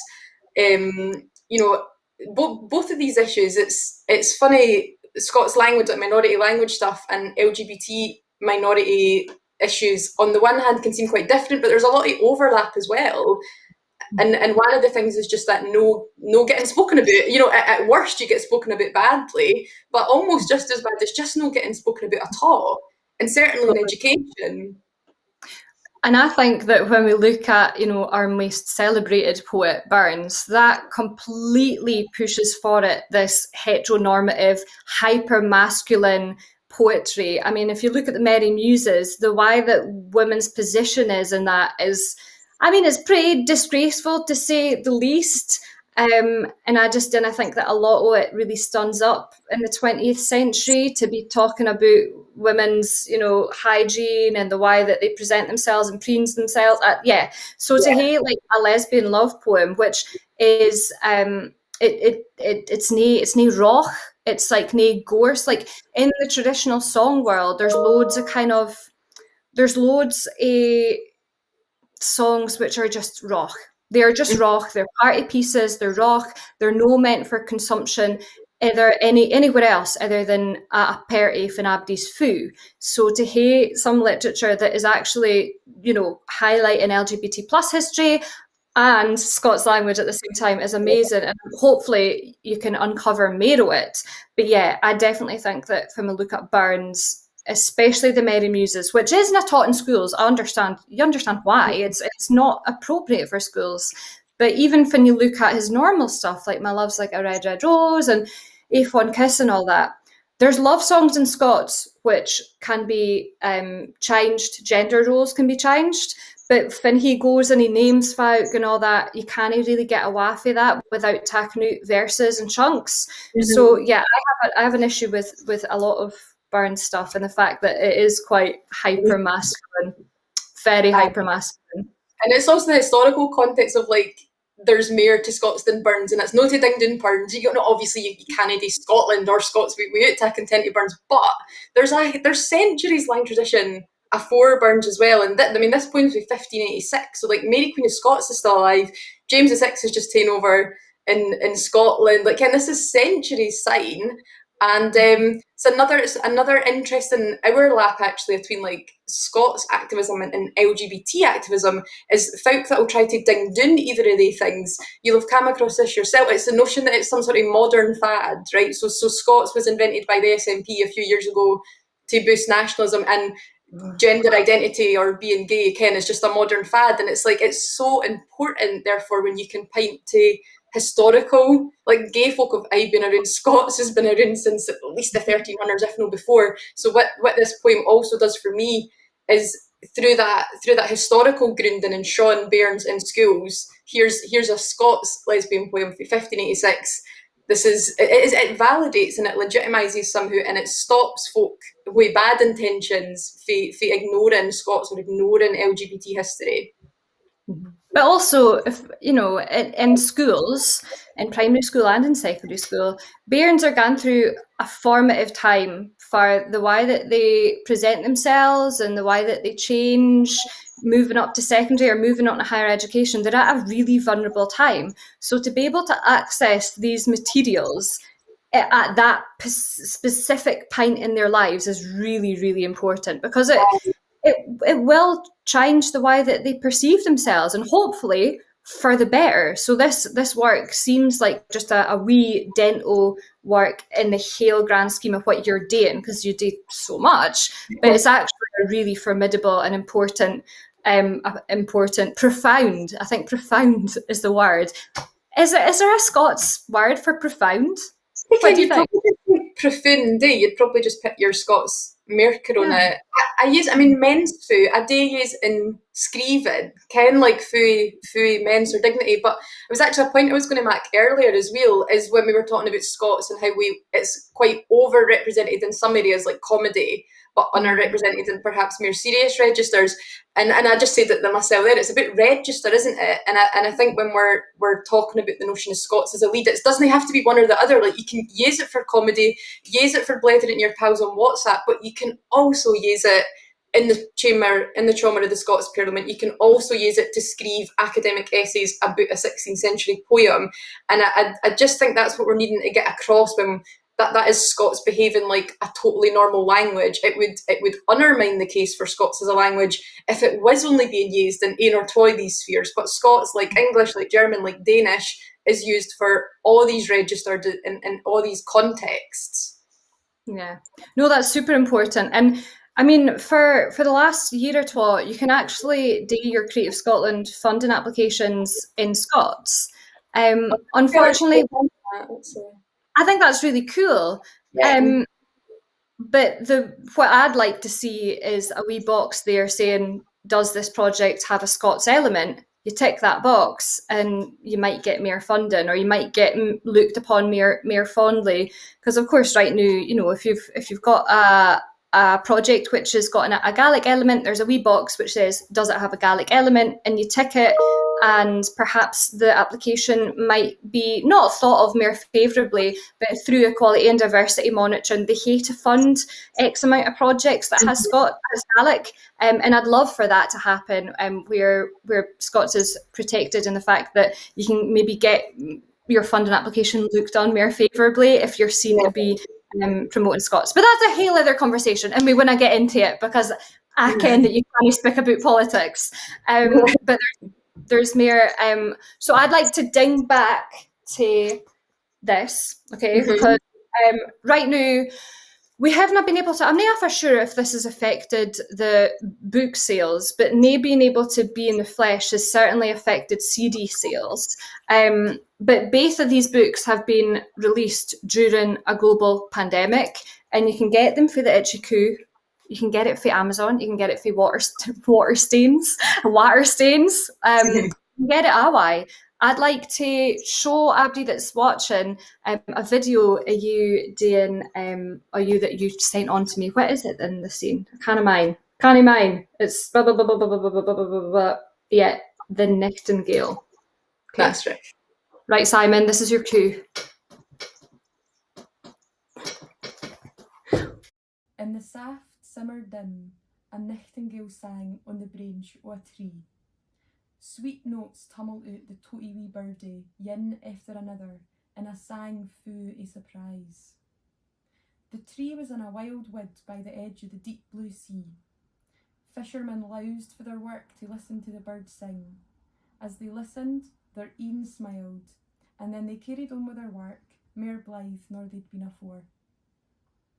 Now the wild wood was just ayont the boundary o' the Emperor o' China's by-ordinar porcelain palace, a palace that was fu' of wonders and surrounded by bonny gardens. Makers and screevers came fu' all over the world and screeve about the wonders they'd seen there. The Emperor was sent the first copy of every book that ever came out. He read ilka ane with delight until ae day he came upon something that tickled him. It says in this book that a bird cried a nightingale is the most precious thing among all my possessions. But I've never even heard of this bird, he thought to himself. The Emperor called the high heedjan o' his ministers to him. Who have I never heard of this bird? The Emperor speered. She'll sing in my presence the night, or somebody will ken about it.